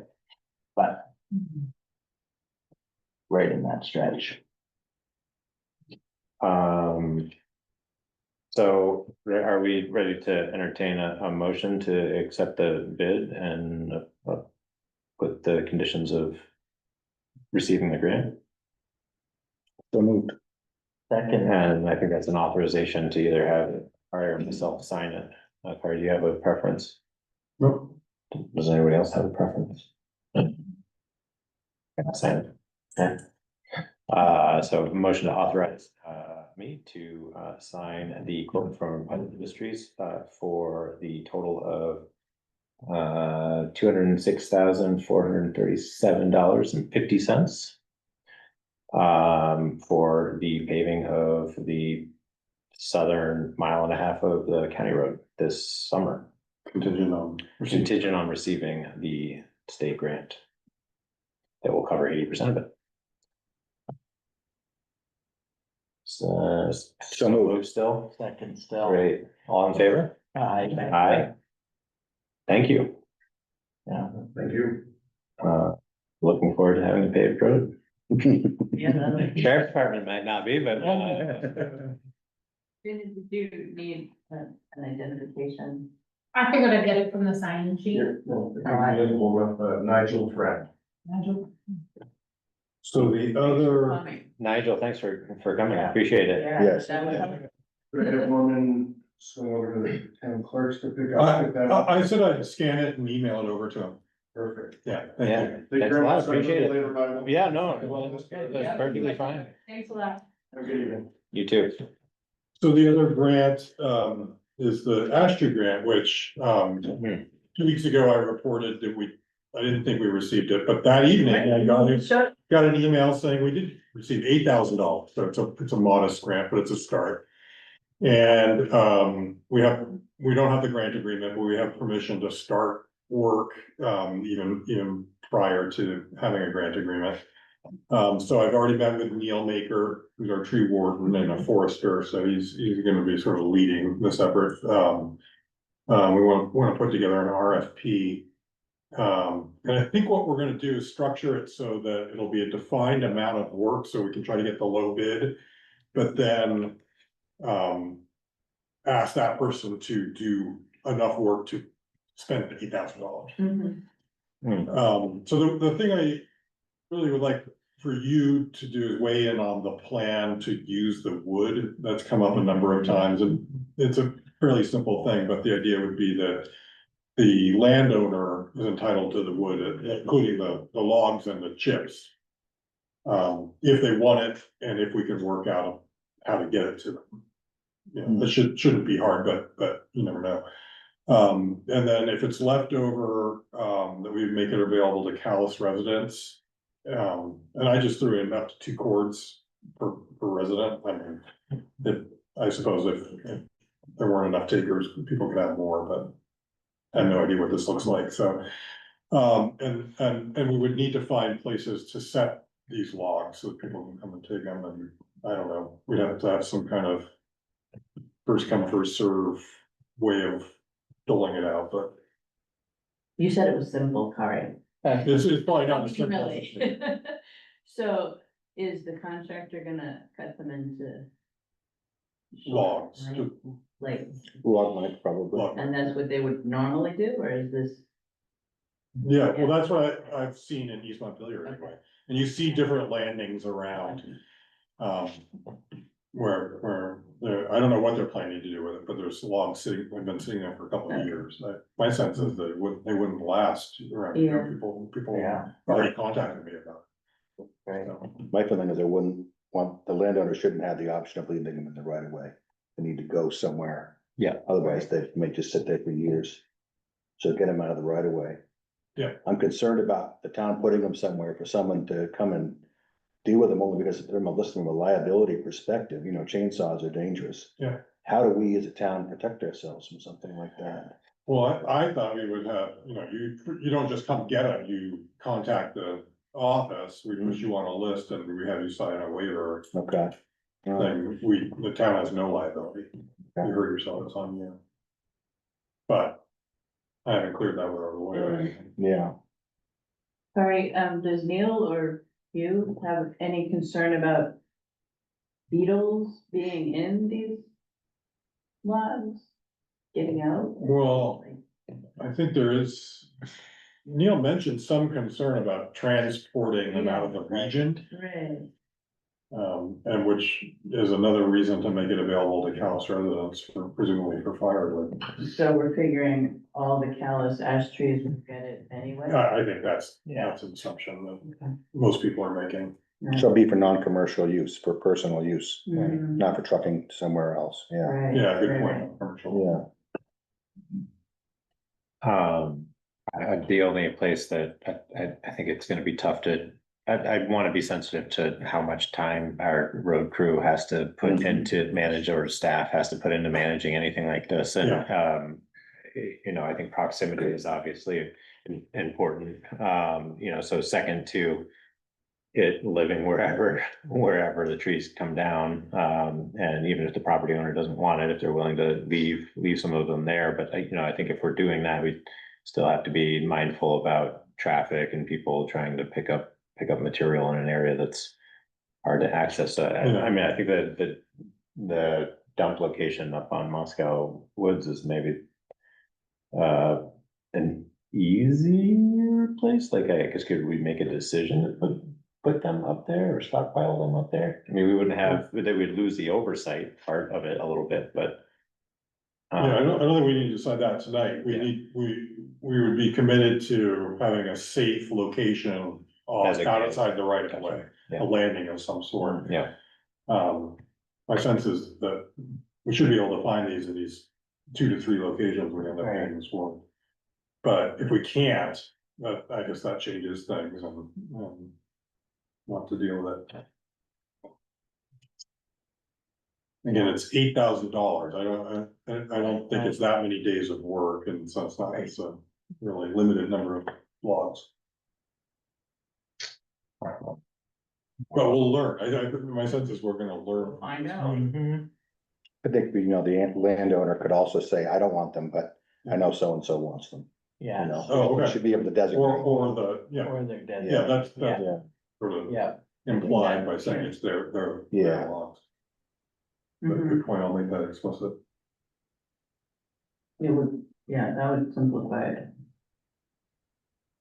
so do we need to, approve with a motion? I mean, we've already No, I don't think approved we need the to grant, we formalize just this need to, yeah. necessarily. You know, I'd like to go at it one more time with Neil, Mhm. and then he's gonna be working up the RFP, so I think we'll come up with rules. Clear language and bring this back to you. Yeah. Okay. Can I ask- Yeah, okay. I've just been waiting for you guys to discuss this. I brought these couple points up before when Neil was at the meeting. I didn't get an answer to where and when were emerald ash borers detected here in Calais. Neil couldn't tell us. Nobody else has been able to. And I'm concerned that this is an overreaction to what's only a perceived future problem. So I just needed to go on the record and say that I don't think this needs to be done. I understand you got the grant, but I think it sets a bad precedent for overreacting in advance to something that's not an issue. I'm not saying it won't be, but from what I can tell, it's not right now. So I'm against it. Thanks. Thanks, Vic. And I saw an article in Digger that the ash borer has been detected in Waterbury, which is sort of the announcement at St. Central. Yeah. So I know approximately 3 years ago on County Road property, we did some logging because it's on a conservation easement. There was some ash wood in there that did have beetle sign in it. We had a state forester come in, it was not Neil, and go through it, and there was some ash borer sign in the forest over here, so it is in town. I don't know how widespread it is. I don't know either. I have an ash tree in the town right away over on Apple Hill, and I have seen a ash borer on my property. I mean, they're not everywhere, and I don't think the tree is dead. But you know, I think that Neil's point is that it's right now that it's just generally assumed they're not tracking where it is. I think he said they weren't tracking it anymore, like actively taking recordings, they're just assuming that it's here. And I think that there's a substantial inventory of ash trees. Our obligation as town officials is to try to be prudent with resources and fiscally responsible with how we kind of mitigate risks associated with this. And I think, you know, Craig's point, well taken. But I also think that from our perspective, this is $8,000 of money that we're not going to have to come out of pocket for to remove trees that are a potential liability in the town right of way, and a safety and maintenance liability for the town and its maintenance of the roads. So I think it makes sense. If it were a $50,000 contract to do it across the entire town, I think we would be in a different position. But we're focusing on some very targeted selective cutting from the town's perspective for this particular project. Yes. I'm curious, am I allowed to ask a question? Yes. I mean, I've recorded, but it's just. Yes. To Craig's point with the trees, and to your point with the targeted, are the trees that are slated to be cut ones that have identified borer activity, or like, because then that feels to me that it makes more sense, because otherwise, if you're targeting trees just because they're ash versus targeting trees that have borer activity, like it makes sense to cut them down, but to just randomly cut down trees, but then leave trees that have the borer activity. Well, it's not random. So part of the problem is there's a very limited funding for the project. So so a couple of years ago, the tree warden Neil and some others did a comprehensive inventorying of the ash trees that are in the town right away across the entire town. And I believe there's 3 areas that have a particularly dense collection of trees. The criteria we used were the density of the tree, the density of large, old trees, ash trees, and then the busyness of the road. Those 3 things together. So the top priority was North Calais Road, and then Kent Hill going up the hill here, and a section of Worcester Road. I guess maybe I'm not clarifying my question. Because if you're not cutting down ones that have borer activity, then don't those still pose a threat? That's my concern, is that targeting the ones that are going to cause a threat versus just targeting them because they're ash and then have dense. That's what I'm just trying to. My understanding is they start at one end of one road and they go as far as they can go and cut every ash tree that's along the road, whether it has activity or not. Yeah. And that's where to me, it makes more sense to target ones that have more activity, they're gonna cause a problem. Well, we're just not seeing widespread activity yet. This is proactive. And the thing is, you've got a contractor there with all the machinery, and if he goes picking, someone's gonna have to go back and come picking again. I guess it's, you know, I understand what you're saying too. Yeah. It's a shame. Can I jump in for a sec? Sure, So ANR has lists on their site of when ash borers were found in various Vermont towns. And Calais says 2023, Plainfield says 2018, East Montpelier says 2021. So they have found ash borer in us and surrounding towns. It's definitely here. Yeah. Thanks. Well, I'd like to move on. I think we're moving forward with that, and we'll get a report back after the plan's been refined, I guess, a little bit more. Or does that leave us? Are we going to the private? Is there another? Oh, we got policies next. Yeah. So the maintenance policy. Or the private maintenance. Actually, no, this is the. Oh, I'm sorry. appointments Yeah. and reserve, emergency Gotcha, reserve. yeah, sorry. Sorry, I just, you were gonna get back to the Kent Hill French mattress project, I thought, while you were talking about the grant-funded road projects. I thought you said you would get back to it. Yeah, we did. We did. Oh, sorry, I missed that. Okay. Well, no, we didn't refer to it again. Other than it was in the capital plan, it was mentioned. I think, Right. respond to your questions, as I remember, Craig, we have not received any bids yet. The due date is either May 30th or the 31st, I can't remember. So, we've had one inquiry from a contractor. We weren't planning to do a pre-site visit, so we don't have a sense of who actually will put in, but we did invite 5 different firms that have worked with Calais previously to bid on it.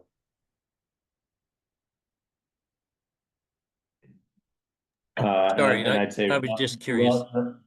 Relative to the earlier discussion about beaver activity and maintenance of water levels, you know, I hear what you're saying, and we have made the commitment to take a minimalist approach to trying to maintain the impacts of beaver activity relative to road infrastructure. You know, before I made any additional representations of commitments, I think it would be helpful to get some feedback from the engineer or experts on what the impact would be relative to the French mattress. Like, I don't want to represent that, you know, just because we've made the investment in putting the French mattress in, I think there's a lot of questions about like what that impact is going to be in long-term road maintenance for that section of road. But There's there's information in what I sent you, Kari, from that organization in Pennsylvania. And I forget the name of it right now off the top of my head, but as I recall, it said that beaver activity was neither increased nor decreased. It didn't have any negative impacts on the road, nor the road project on the beaver dam. So my take from that was it was sort of a live and let live situation.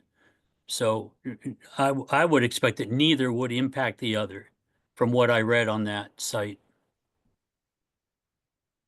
well, thanks for finding and sharing that information, Craig. I think we'll want to revisit this once we have a better idea of the scope of the project and what I mean, the there's the construction period and there's post-construction. Right. I actually don't know if they're gonna want the water level dropped for construction. Maybe not, I don't know, but they may well. It's very high right now, obviously. Yeah, thank you. Thanks, Craig. Moving on to policies, can we start with the emergency reserve fund balance? Yeah, so this one's been a concern for me ever since I realized that we have this policy on the books. I don't know if you got a chance to read the history of it. I did some research with Sandra. And bottom line is I'm really uncomfortable with this policy because we're not complying with it, and we can't really comply with it because we don't have the emergency reserve fund in our accounting system. And we could go through the history of that if you want. In conjunction, I'm actually working on a fund balance policy, which my understanding is considered best practice. It's recommended by government accounting, that organization that oversees government accounting standards, and the legislature is actually contemplating a way to make explicit that towns can have a fund balance policy. And the idea with that is that you, in policy, set an amount of your general fund balance that's unassigned, meaning that the select board has some discretion on how that's used. Which is sort of the situation we have currently, but it's not formalized in policy. And so that's different from having it restricted in a specific reserve fund or something like that. But it's just clear and transparent to everybody that you're going to reserve a portion of your fund if you have it. And it's usually a percentage of your general fund budget, annual budget. And we can have a discussion about what's the appropriate level of that to have, especially in 2025. But I have a little more work to do. I got an example from Essex Saw some other examples online, and now I'd like to share that with our audit firm. Because I think they have an interest in this, and also, of course, our lawyer, and bring it to you for some discussion. And that would serve the purpose, I believe, of what this emergency reserve fund is intended to do. But again, with the mechanics of that policy are problematic, and the fund itself doesn't currently exist. So again, I'm comfortable with that policy. So can you say anything about the mechanics of the policy that are not workable, besides the fact that we don't have any money in the fund, or the fund doesn't exist? The fund doesn't actually exist on the books, and I guess my concern is that we've got an annual commitment. Yeah, it's the commitment part that's Okay, problematic, up to a level that I'm not sure what it is. It refers to a level. But it doesn't specify what that level is, and then when you set a level, I think it should be based on the size of your operation, which, your budget would make sense to me. Yeah, it's fairly vague on that, yeah. And something that Kari and I had been just discussing, as he's reviewed some of the other policies of it, joining communities, or best practices, we're carrying more than what is usually would be considered a normal, reserve fund for that sort of thing. So not only do we not have a lot of clarity around, how it gets used or how much we should be carrying, or how that gets allocated in the budget annually for, we just kind of keep accruing, and we have a policy that we're not really in compliance with because we don't have an actual fund established for receiving. Yeah, I'm not sure what the proper level is. I've seen in policy where they're saying, 25 to 35% of your operating fund, your general fund operating budget. I think it needs to be higher than that here in Calais in this day and age. Yeah. But we can talk about that. And our history, I think, varies quite a bit. As I learned in the research, we were carrying a significant deficit not that long ago. which is what happened to the fund. Yeah, right. But the town has been able to build up a reserve, a fund balance. So that's great. What So would not be. is up to Resuming you. this policy would be one step on the path towards a better situation. Yeah, I would think in the next meeting or two, I'll be able to bring you a draft and we can start discussing it. And while we're waiting, I just assume not have this policy that we're not compliant with. But in the second paragraph, it says that the voters, town authorized the establishment of the reserve fund. So the voters are, so Right. we'd have to go to the voters and have it rescinded, correct? Or not? I would think so, and explain why, Yeah. this other measure is better, but the bottom line is we haven't had this fund. We're gonna have to explain it at some point, yes. True. We haven't had this fund operationally for many years. Right. Yeah, it's a problem, Mhm. but one that we can solve. Okay, good. But that doesn't change that this policy is not working for us, and we're not compliant with it, and it doesn't. Yeah, Right, and this policy wasn't approved by the voters. The Correct. policy was approved by select board. and So Sandra we as a said she select board tried, can't. she tried, it just wasn't, didn't go anywhere. Yeah. Mhm. Select board. Well, I would entertain a motion to rescind the emergency reserve fund balance policy. Considering we are not in compliance, acknowledge that the voters did in March 5th, 2023, authorize 2013, yes, sorry. 2013 established to establish a reserve fund, but knowing that we have plans to revisit the policy and set something up that is more specific and something we will be in compliant with. That, I guess that was all pre-context, and the motion is to rescind the emergency reserve fund balance policy. So moved. Second. All in favor? Aye. Aye. Any opposed? Doesn't sound like it. All right, thank you. So the other policy that we have circulated that I put in the folder was the appointments policy. And that was put into the folder and emailed yesterday. Again, the kind of context there is that it's loosely based on a policy similar to what Berry City was using, and the one that I circulated before was not edited, but I was able to find the one that was substantially edited, that was buried in a different folder, were folks able to review that edited policy. I think it still might be a little premature to adopt it. It's really kind of turning into a bit of a Pandora's box thing for me. Because it's really hard to comprehensively define all of the procedures. Trying to do everything all at once. All at once and all in one document, you know, I was hoping that, you know, we could try to keep it pretty concise, and right size to how we'd like to operate, as a select board and make appointments.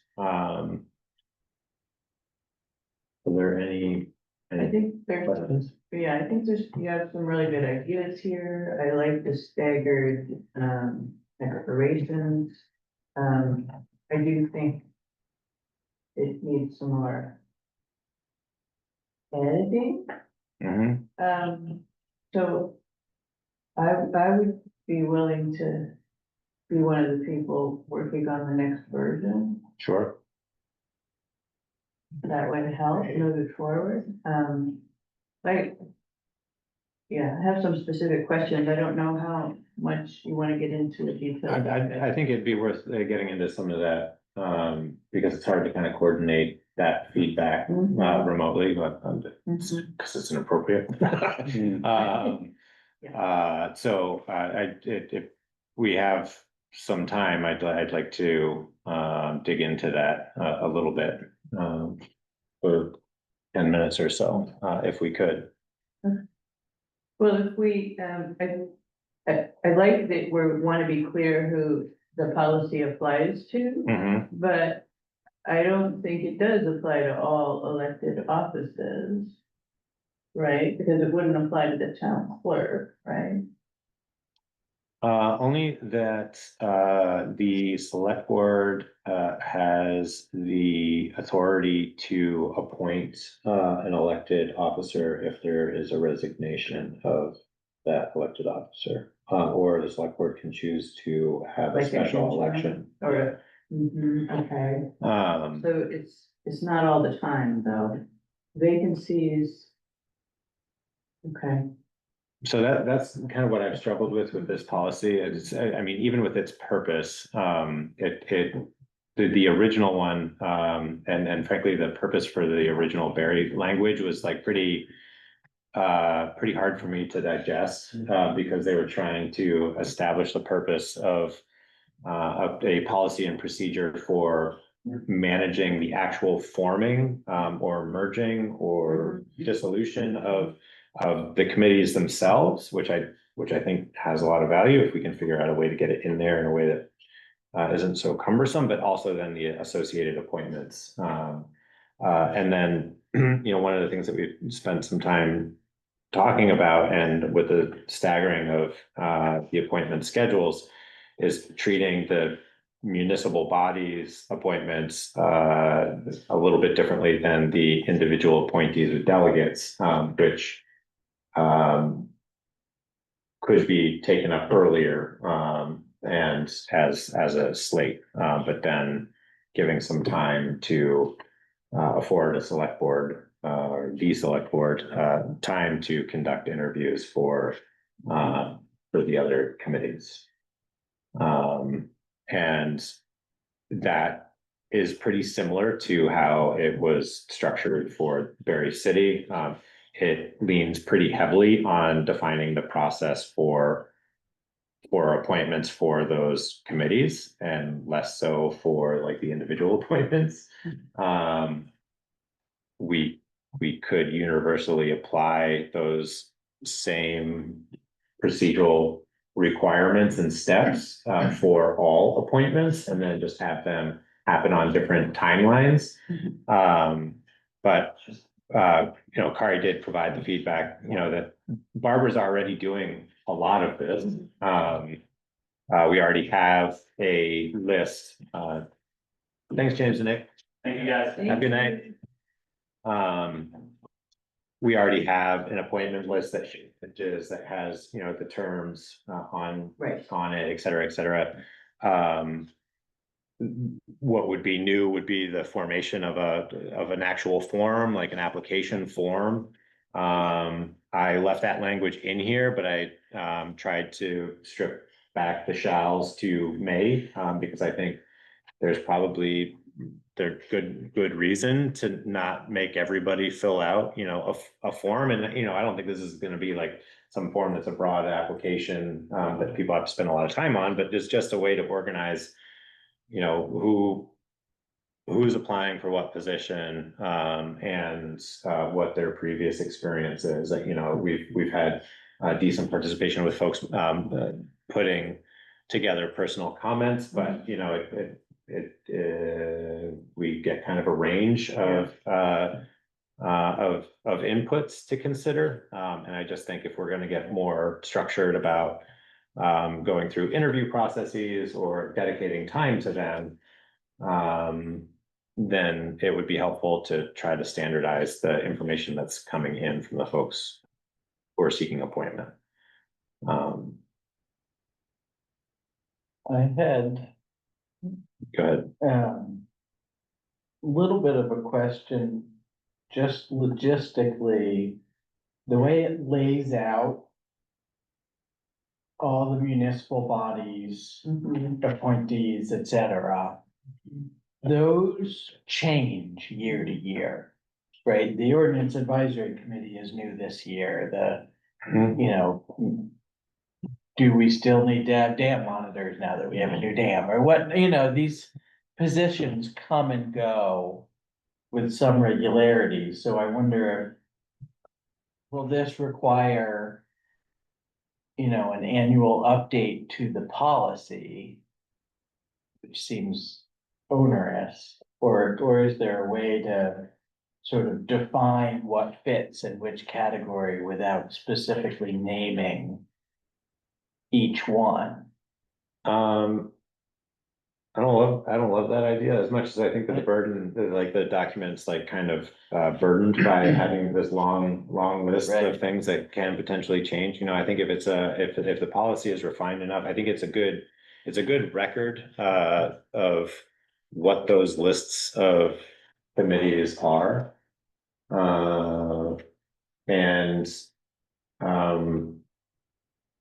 I think the owner of this policy and the administration of the policy is largely going to be the select board administrator. And so I don't think, I think there'll be some edits or maybe some readoptions that the select board would have the opportunity to manage after town meeting, but then we have this air gap that we've created by staggering the appointment schedule, that I think does afford the room to say, okay, well, we've removed this position, or it was an ad hoc position. The other thing I think is an interesting concept. Maybe this isn't a great political environment to be talking about it, but But one of the things I really liked about the Berry policy is that it charges the select board with regularly reviewing the committees, and looking for overlapping responsibilities and finding opportunities to work towards merging committees that have either redundant or shared functions, to minimize the impact on administering those, that costs that might be associated with administering those committees. But I think another good point is, like, in a small community, you really want to make sure that people who have the expertise to serve in a particular capacity are applying themselves in the most efficient capacity. And so, like, if we have one person that we'd love to put on these three committees, and the committees kind of overlap with each other and function, it seems like it would be prudent to try to consolidate, or at least consider consolidation. And I added a bit in there that, relative to seats going vacant for a particular time, and whether or not we want to revisit the number of seats on a particular board, commission, or policy. So Yeah, so there are some new, within the policy, there's some new thoughts about what the select board should be doing on an ongoing basis to pay attention to this stuff. But Jamie's point is a good one, and I'm not sure we need to list them all, because what are we not listing here? Is there anything that we appoint to that's not listed? No. So all we have to do is say all the municipal bodies and the individual committees and delegates to regional bodies are covered. We could keep a separate list, and maybe that's a good idea, but it might be preferable not to have to re-amend the policy every time we wanted to restructure something.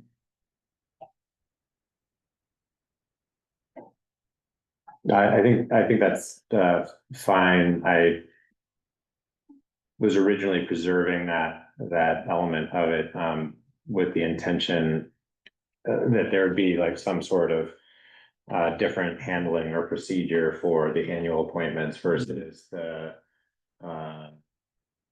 but if the process is the same and it's just timed differently, or we afford a certain amount of discretion in how the policy is written, to kind of make some of those discretionary decisions on how the policy gets applied, then yeah, we could probably strip those lists out, and maybe just define the difference between municipal bodies or We individual have appointees. definitions of who's what, but we also have the requirement that there be this spreadsheet, and that's where all of our. Yeah. Right, and there could still, if we wanted there to be a different process for the two, there could still be a different process for the two. Sure. As long as there's some language about, defining them.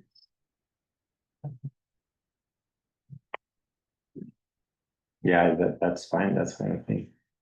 As long as folks are feeling comfortable with how the policy works, I guess, without those lists in there, then that sounds fine to me. I guess have a question on like what's gonna be the thing. I mean, how do people feel about regularly or annually saying, like, is there an opportunity to merge commissions, and what's that gonna look like? Well, it comes up every year that we have to reappoint people or find new people, so.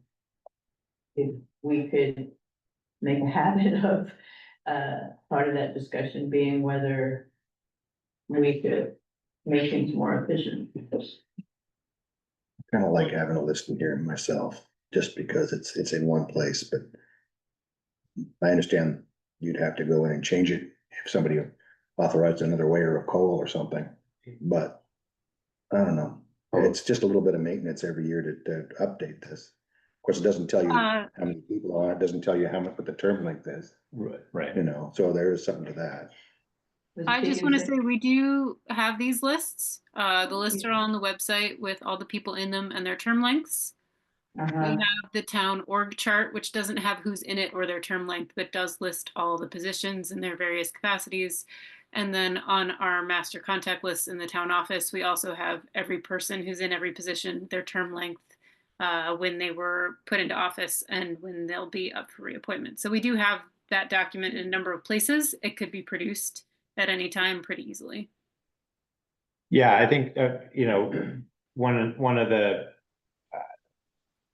motivations, I guess, for having a clause in here that just lists references is like, we just need to define what the master document is for that information. That, you know, something ends up being the controlling list, and just so that, yeah, so that there's some continuity and we're not managing too many different lists. So I think as long as we define what that is in that reference, and if we want to call it the appointment list or committee list or whatever that is, and then everybody's working from the same one. I know as a matter of practice in the office, we tend to think of the master contact list we have that gets updated immediately as soon as anything changes. And that's the one we sort of reference if we can't recall something. That's sort of the baseline for us, but we can work differently if it works better for you guys.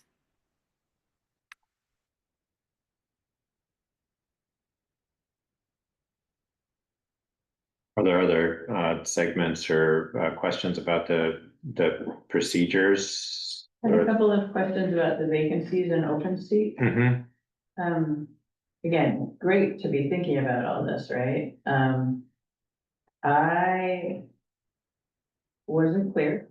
Vacancies and open seats. Number two, if an appointee doesn't attend more than 3 consecutive regular meetings or does not reply to an inquiry, that means if someone doesn't, we want to make sure there's a possibility of travel and excused absences and that kind of thing, right? So you want to put that in there somewhere, I think.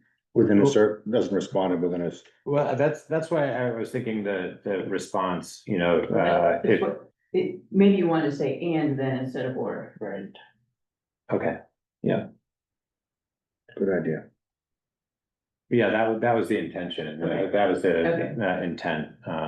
That was another area that was kind of messy in the Berry one, because I was trying to do too much and the language wasn't very clear, but yeah, I assume that, you know. But yes. If you miss 3 things and the chair says, hey, this person isn't getting back to me, then that kind of triggers a vacancy. So then it comes, okay, and nobody has to take any action, it's just that's considered vacant, which I kind of like. The next one is if the appointee is removed from office by the appointing authority, is that us? By the select board, we should say, right? But how, there's nothing in here that I saw about by what grounds do we remove someone? It's happening automatically in number 2. Do we want to specify what grounds are legitimate for the select board to remove someone?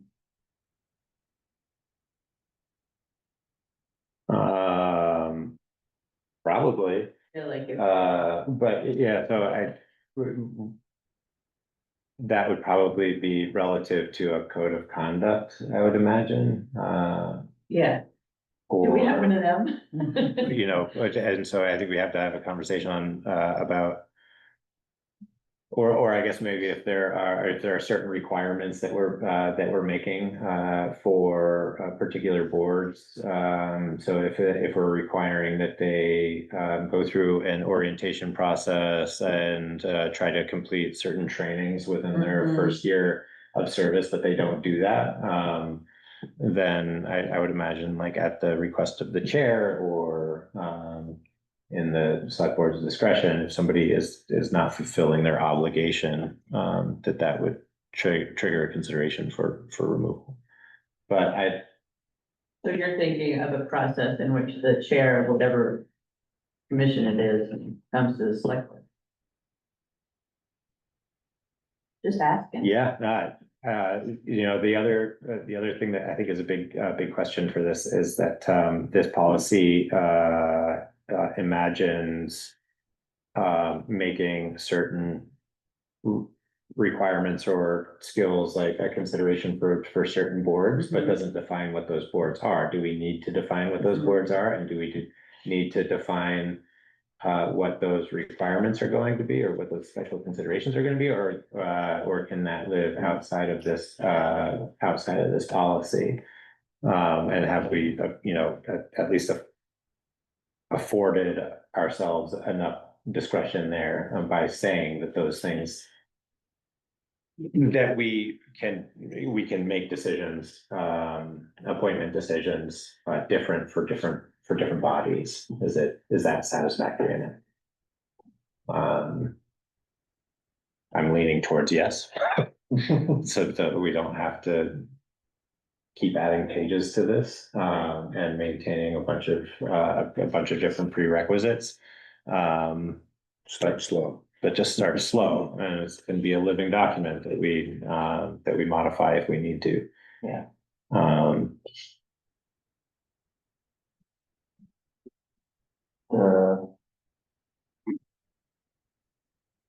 One other piece I was thinking, since Barbara is the one who has held much of this and continues to hold much of this, we should definitely give her a Oh, for sure. chance. But the one thing that caught me on posting of open seats, bullet 4, is a little unclear of which posting, so all open seats that have been posted but remain open shall remain posted.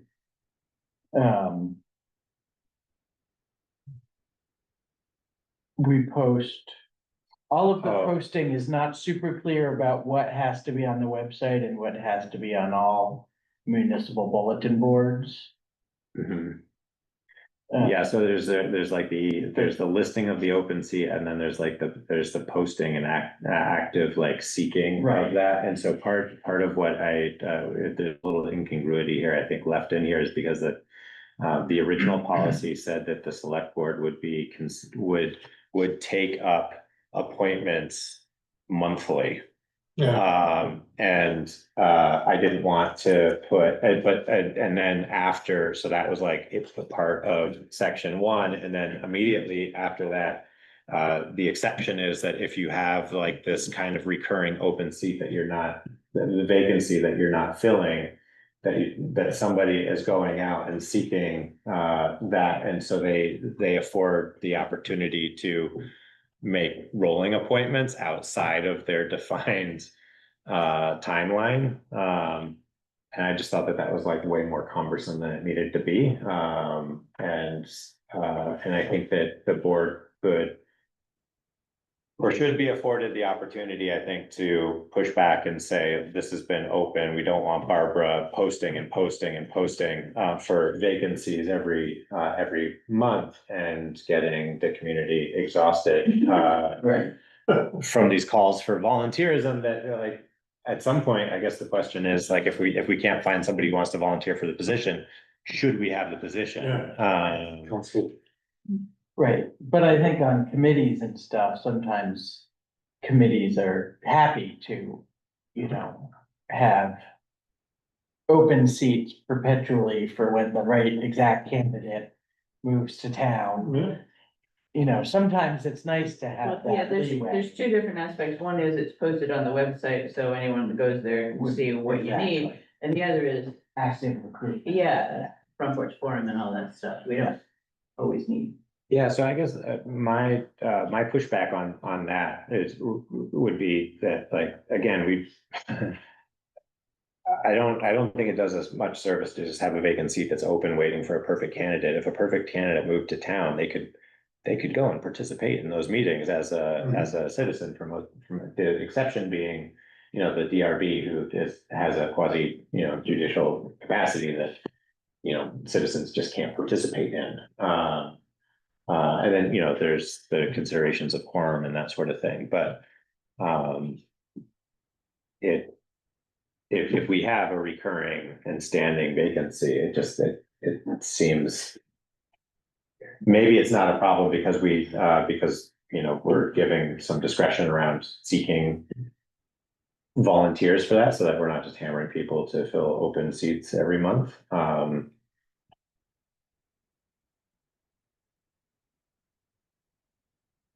Yeah.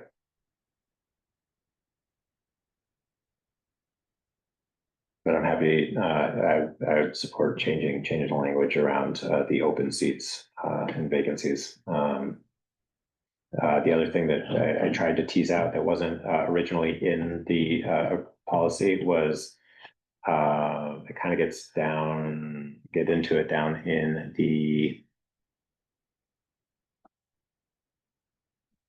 appointment, council interviews and appointment decisions, so L of the last section, page. I tried to provide an avenue for the select board to not make an appointment, so a decision not to fill a vacancy if you have a applicant for an open seat. That isn't exactly an action, but it is a decision, so I tried to tease out some language for that. But that could also kind of go back to that open seat situation where you.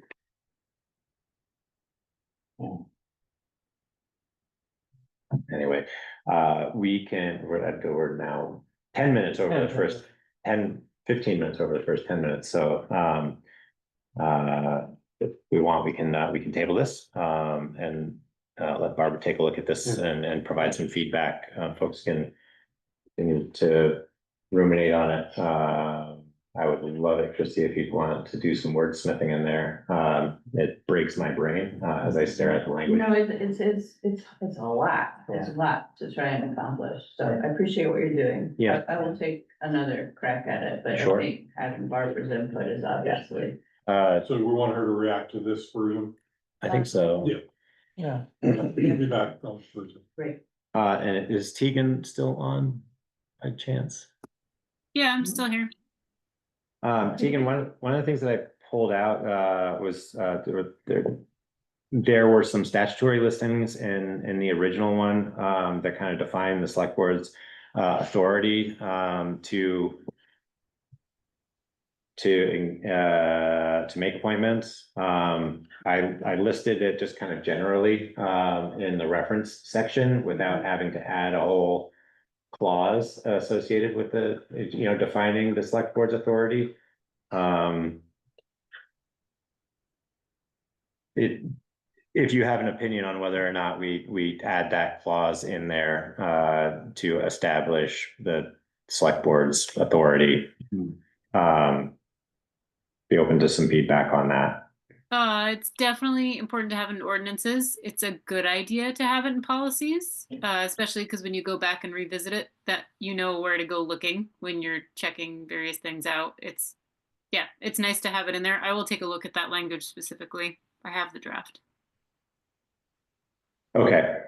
Well, right now it's just the 24 VSA 107, which just broadly covers appointments for the select board on a number of levels. So if you wanted to add a specific clause that defines that or articulates that more clearly, we should add it back in. Okay. Thanks. All right. What would you like to move on to? Reports. Private maintenance. Oh, private maintenance. Sorry. Yeah, so we want to get this application together so that we can start posting it and let people know that they can apply. We had 3 parties last year, I believe, apply for this. So we'll certainly invite them or make them aware. And This is the work of the Ordinance Advisory Committee. Excellent. I thought now I'm not putting my fingers on them, but the suggestions you made in the memo make sense. Yeah, so the first one was about a date, and that we added, sort of ad hoc, to each of the three Right. applications last year. I think it was August 15th in each case. You might have an opinion about that, Bill, about when, so it's sort of like, when do we know that we will get to every road segment? It might be earlier than August 15th this year, Depends might be on where- later, I don't know. Depends on where it is. But Yeah. I think the added sentencing may take action to cut roadside brush that impedes on the roadway. Obviously, if it hasn't been done and it's impeding, then the town has to do it, Right, you know? right. And that kind of takes care of that date business. You know, if the woodwork hasn't been done. Oh, okay, so. I mean, the thing is, it's gonna be kept. I think it's kind of relative, so, you know, we have the two different natures of the requests, you know, historically, one is relative to the spreading of invasive species, and the other is just general, we prefer to do it ourselves, requests, and so, you know, I think it'd be nice to not define, you know, what that certain date is, to a certain extent, it doesn't, the property owner is likely to be able to get to it, you know, Yeah. sooner than us, Yeah. so. Yep, that's fair. I think as long as we set the expectation that they're gonna be responsible for maintaining it to an acceptable standard, by a certain date, either all summer long or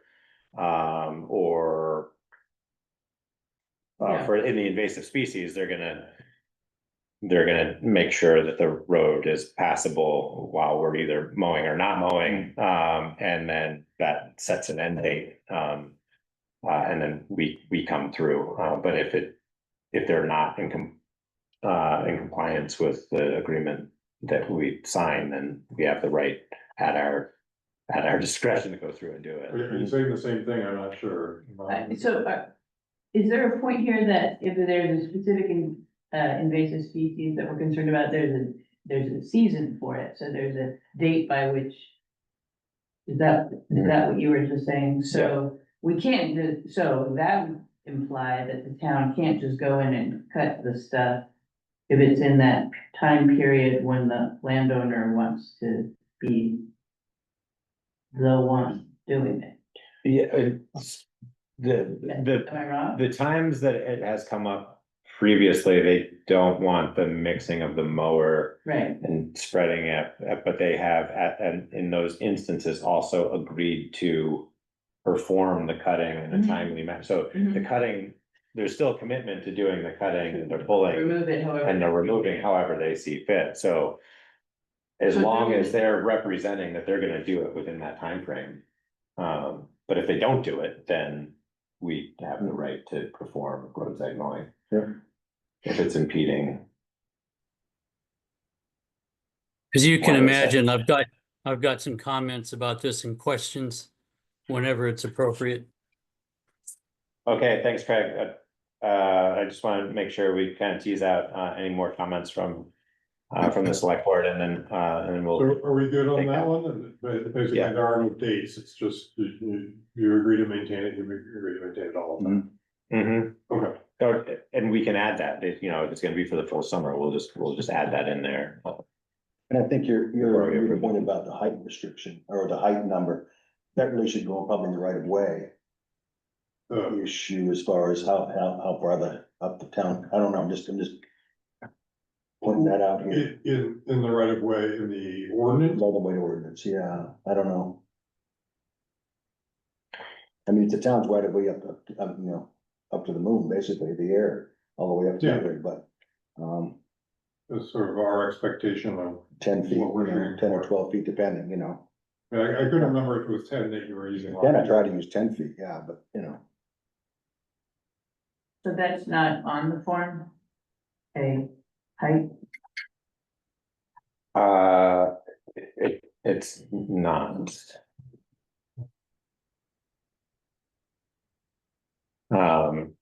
Part of that feedback is kind of a thought process that I had, you know, we're trying to kind of, I guess, balance getting this in place so that it's usable for this year, but also under the understanding that we're gonna need to revisit the road standards at some point as well, and Because that is going to be the baseline for Right. what the practice is going to Yeah, be, that and reads like so. a standard, right? 10 feet. And yeah, so the road standard says it's 10 feet. No, It no, yeah, no, it so- does not. No, Yeah, you're making it I up. understand, Craig, just let me finish, Yeah, please. I'm sorry, but I just, you're just making this up as you go, and much of it is not in the standards. And That's what Craig, if you let me finish, that's what I'm saying. The problem is with this historically is we don't define these things. So we have these ambiguous expectations. Yeah. So we need to be working towards setting what the expectations are on both sides of the arrangement. And Yeah, that's, I've got a note to that. So thank you. yeah, so and so right Definition. now, it's too unwieldy of a beast to, get into a dialogue around making any modifications or changes to the road standard. But we do want to kind of work towards some continuous improvement on this particular application for private maintenance agreements. And trying to standardize the information that's going to be included in there so that we can better manage those issues as they come up. And so one of the conversations that I've been having with a couple of other people is like, it would be helpful if we established what the cross section of a maintained road looks like relative to the travel path and ditches, and there's verges and et cetera, and putting quantitative information about what those expectations are. So that the traveled path, for example, this is all just an example. I'm not saying it should or shouldn't be anything. But like the traveled lanes, cleared with a certain dimension, or so that there is a corridor that is cleared. So if roadside maintenance is not being performed or self-performed to keep that corridor clear, then that's what triggers the town coming in and keeping that open.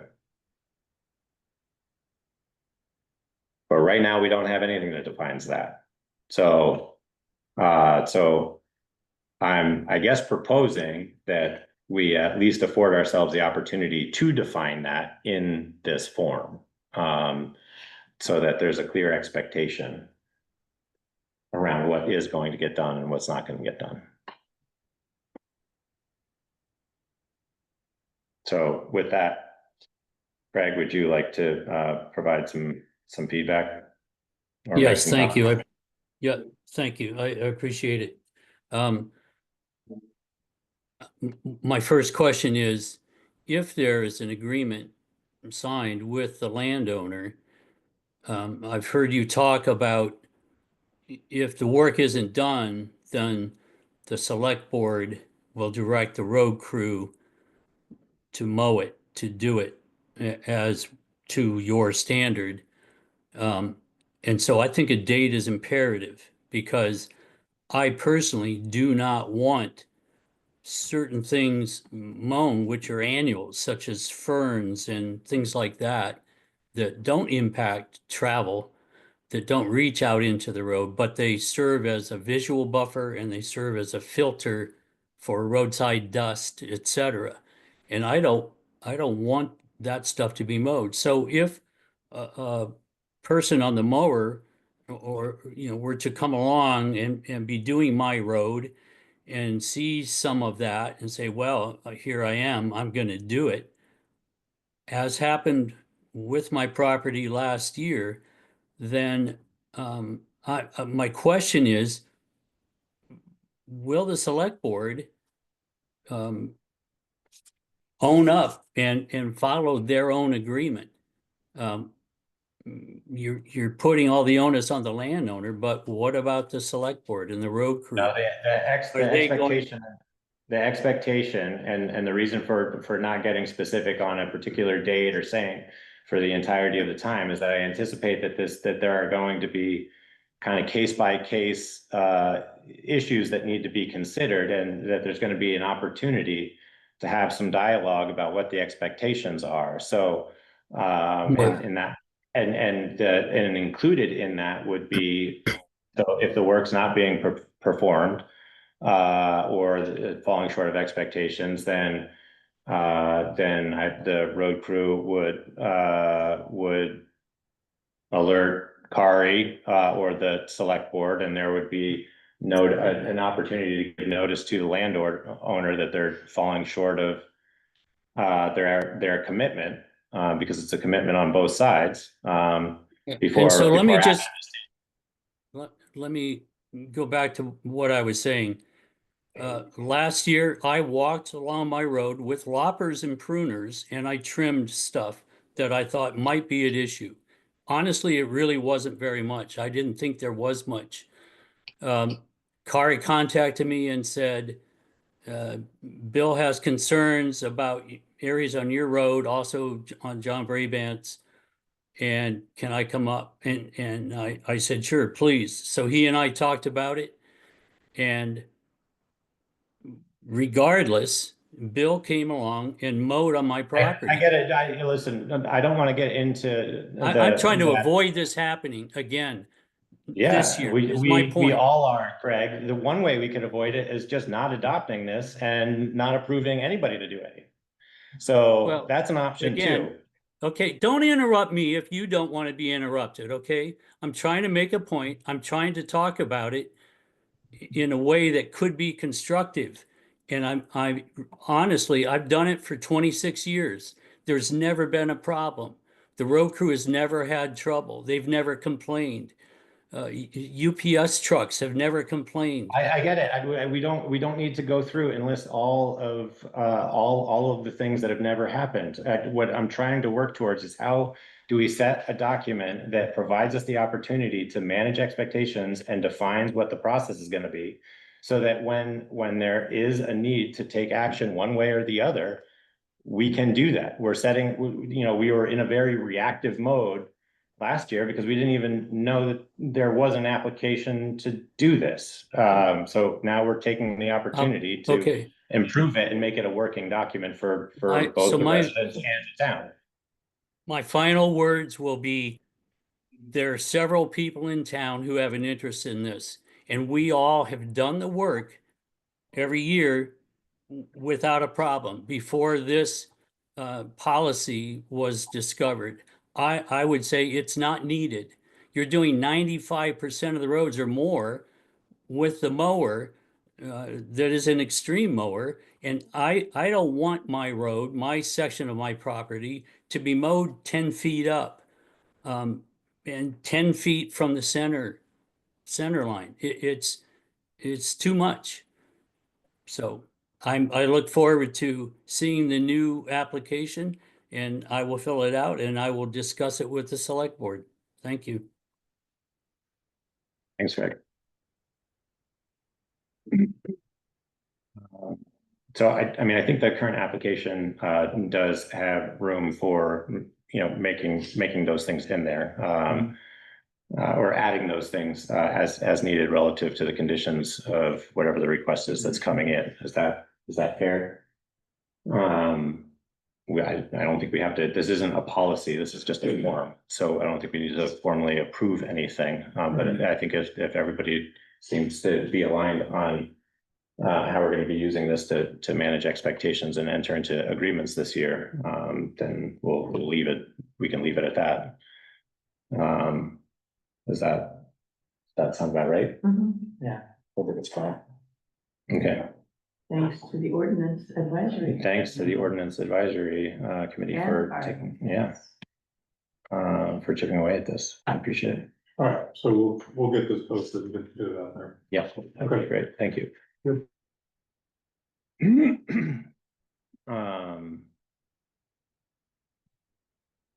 Reports, is there anything that come from the ordinance advisory committee at this point, or is this the big one?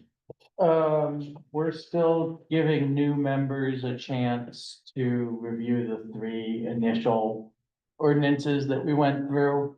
We had a great productive meeting on the dog ordinance again last week. next week's meeting, we're gonna work on finalizing. The two Curtis Pond and the dog ordinances. With a goal of getting the draft of those three before the select board at one of the June meetings. And then we're also gonna start. Really digging into the road ones, and Winchester. Sent me a bunch of ideas and wants to participate as a community member. Nice. In the road, and she had a lot of really good ideas about sort of clumping them and a couple that can be combined. Oh, good. So I think we're. Have a lot of it. We do. It's gonna be a lot of work digging into the road ones, so we're excited to get the first three before you and Don. Clear the decks a little bit. And, then really chip away at the road ones. Over the coming weeks. When's the next meeting? 19th, next right? Monday. That's a 19th. Yeah. Yeah, next Monday. Did I miss anything, Tegan or Bill? No, I don't think so. I would like to thank the select board for the new appointees.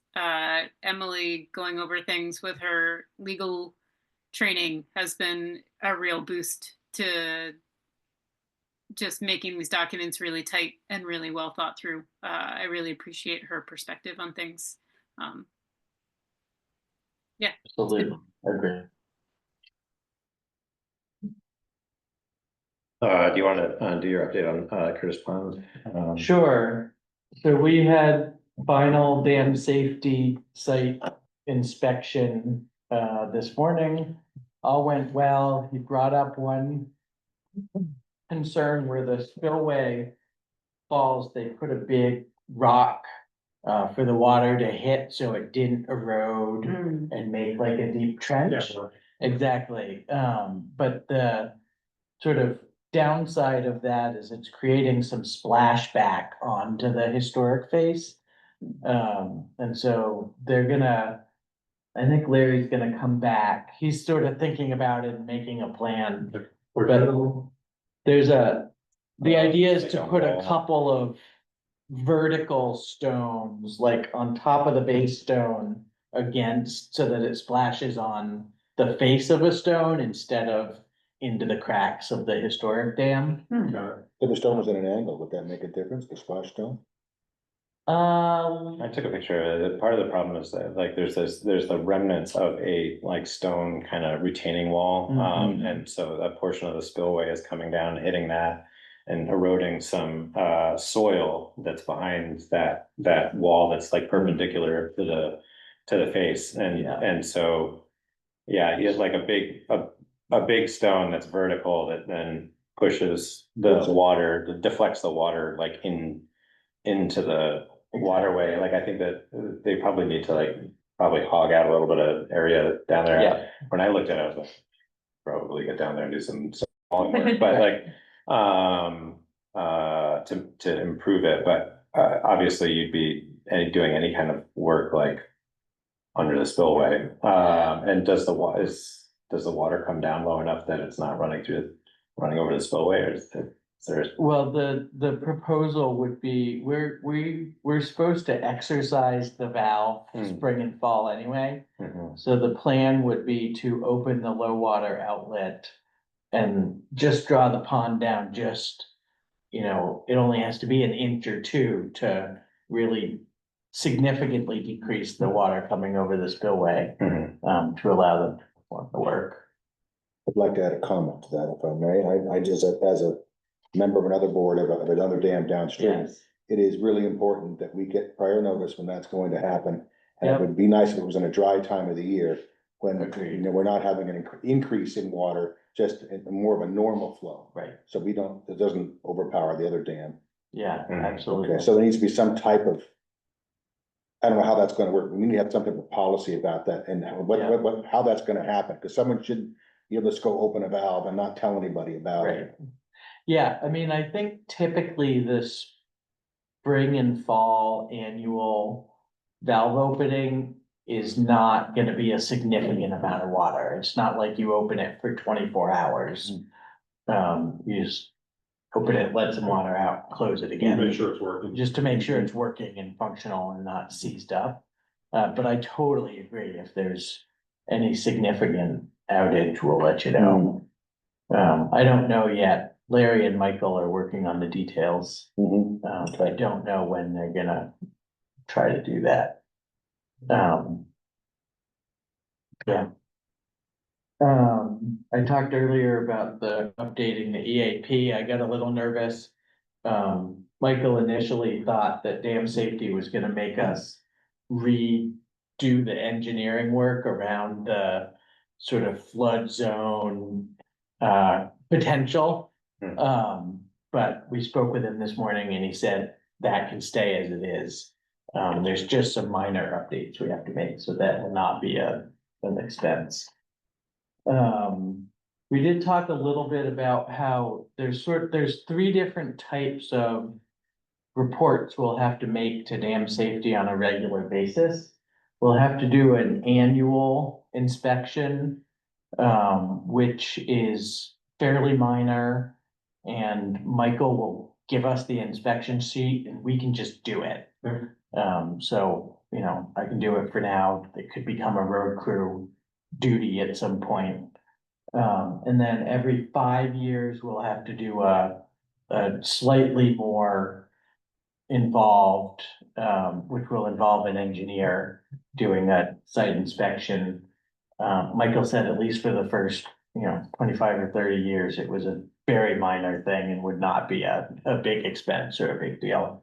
And then in every 10 years, there's a slightly larger look at it that we have to have done. But Michael's gonna send me more information on those.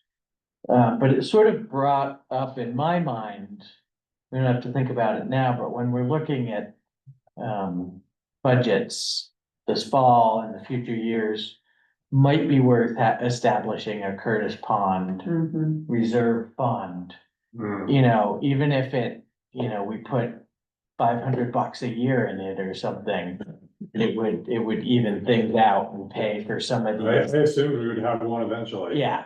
It's clear that there will be some maintenance things over time, and inspection things. That are on an annual cycle. Right. And I don't know, when Michael says the 10-year one won't be a lot, like, I have no idea. 'Cause that is, Well, there's a lot. what's not a lot, is it, $1,000 or $10,000. Yeah. But otherwise, everything's good. They're finishing the cleanup and seeding of the Blue Barn lawn tomorrow. They built new steps today for the Blue Barn dock that they destroyed the steps from. And they should be off site by end of day tomorrow, at least for this batch. Great. We hired Chase and Chase to do this Yeah. first. Yeah, So we hope to have that in June. Significant savings. yes. Yeah, a quarter, less than a quarter. Wow. Yeah. Yeah, I really had the impression that they didn't want the job Yeah. at that price. Yeah, they did. I actually talked to Michael about that and he said, I didn't want to do it in an email, but I might, I want you to, I'm glad you got another bid. We're high on these things. Okay, then. Yeah. Just to clarify, is everything that you just shared under the ordinance advisory committee updates? Sorry, no. Okay, I had a feeling it's brief, For but fun. I didn't know if Curtis Pond Dam was. That was an all- ag. Yes, It is. that's Okay. exactly. Thanks. It used to be a standing. Is at the beginning of the meeting, Jamie, when it I says, saw that, but I didn't know Yes. if that's what, Yeah. or if that's what this I is. just So, wanted to make sure. I yeah, clarified. and I think that's it. We are hoping to have a fundraising celebratory party of some type in July, once the lawn is seeded and things settle. Okay. Thanks, Jamie. Yay. Congratulations. The town clerk update, is there anything else to add, Tegan? Just we're still working on getting, everything has been moved to the cloud. Now we're working on all the kinks that have to be worked out of all of our in-office processes. Some of us are struggling a little more than others to acclimate to new processes in the office, but Michael with RB Tech has been fantastic. He's been patient. He's been available. He has helped us out with all our little things. And at this point, I can fix a lot of the little things myself without having to give him a call. So we're chugging away on that. Hopefully it'll start to feel a little smoother for everyone. Great, thanks, Tegan. And Kari? Yeah, just a few things. It feels like there's a lot going on right now, but I want to remind everybody that June 2nd, we'll have that hearing about the design for the Cantel culvert. That'll start at 5:30. Right, that starts earlier. Yeah. 5:30. And we'll invite the public, but we're hoping the select board members can come and hear that. Let's see. Today was the pre-construction meeting for the East Calais stormwater project. So gravel construction was there. They're out of Wolcott, and they will be mobilizing next week. And so they think it's going to be a 6-week job. And the biggest impact will be closing Moscow Woods Road for a day. And that will happen the week of the 26th, May 26th. So once I have a firm date on that, I will communicate that. I'm going to communicate that tomorrow, I think, or the next day. Yeah. But once we have a firm date, then we'll really get clear with everybody, including. At what point, before or after the post office? It's after the post office, after Baton Road, this side of Baton Road. Because it's the culvert that ties into the gully down below. They're starting the work on the gully and then working their way up. And then, so we had another trash issue. There was some illegal dumping happening on Sand Hill Road. And that led me to meet by email. The solid waste district has an enforcement officer. I didn't know about this, so. I've been in touch with that person, and I took the opportunity to ask him, hey, what about any tips on how to handle properties with trash vehicles? And so he's come up with a couple possible avenues to work on this, so I'll report more on that. But I thought that was exciting. Yeah, That's great. He seems to be really with it. He actually placed a game camera at the site of where the illegal dumping. He didn't catch anybody, but he noticed that there was, just in his 2 visits there, trash is being dumped on a regular basis, which is what the landowner said. This has been going on for years. So anyway, it's good to have an ally in that. Yeah, that's great. And then the last thing is, Toby and I are wondering about your opinion about this. FEMA 2023, there's one outstanding project, and it's Martin Road. If you know where that is, off a county road going down to Adamant. There was a culvert placed, but then it was judged not to be large enough. This is actually a good thing. The FEMA judged that mitigation, we can get a much larger culvert that's appropriate for the amount of water flowing through there in the future. And so they've left that project open, the permanent fix to that. And we have a bid from the original contractor that worked on that road, GM Bowen. And they put in for $53,000, so it's a significant project. And FEMA's gonna pay for 90% of this. Right, and then the state's gonna pay for 7.8, those are the terms, so our portion is 2.2. So we have one bid, I guess, one quote from, actually, it's an estimate. From Donnie Madrina. And then the question is, do you feel like we should solicit more? It's kind of a gray area because it's a large, we usually try if we're putting this out to, if we're trying to get the best price possible, we would put it out. But on the other hand, they were the contractors the first time around.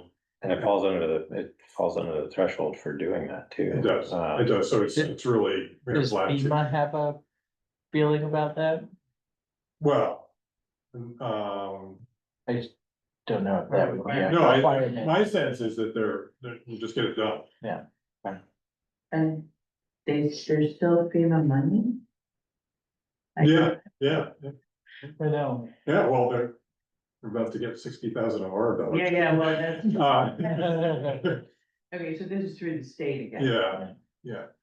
And I guess Jim Bowen's a local contractor too, so. Yeah. Lives here in town, so that's one plus for them. So what, how did GM Bone and Donnie, like, Donnie is the owner. Owner. oh, he's the owner.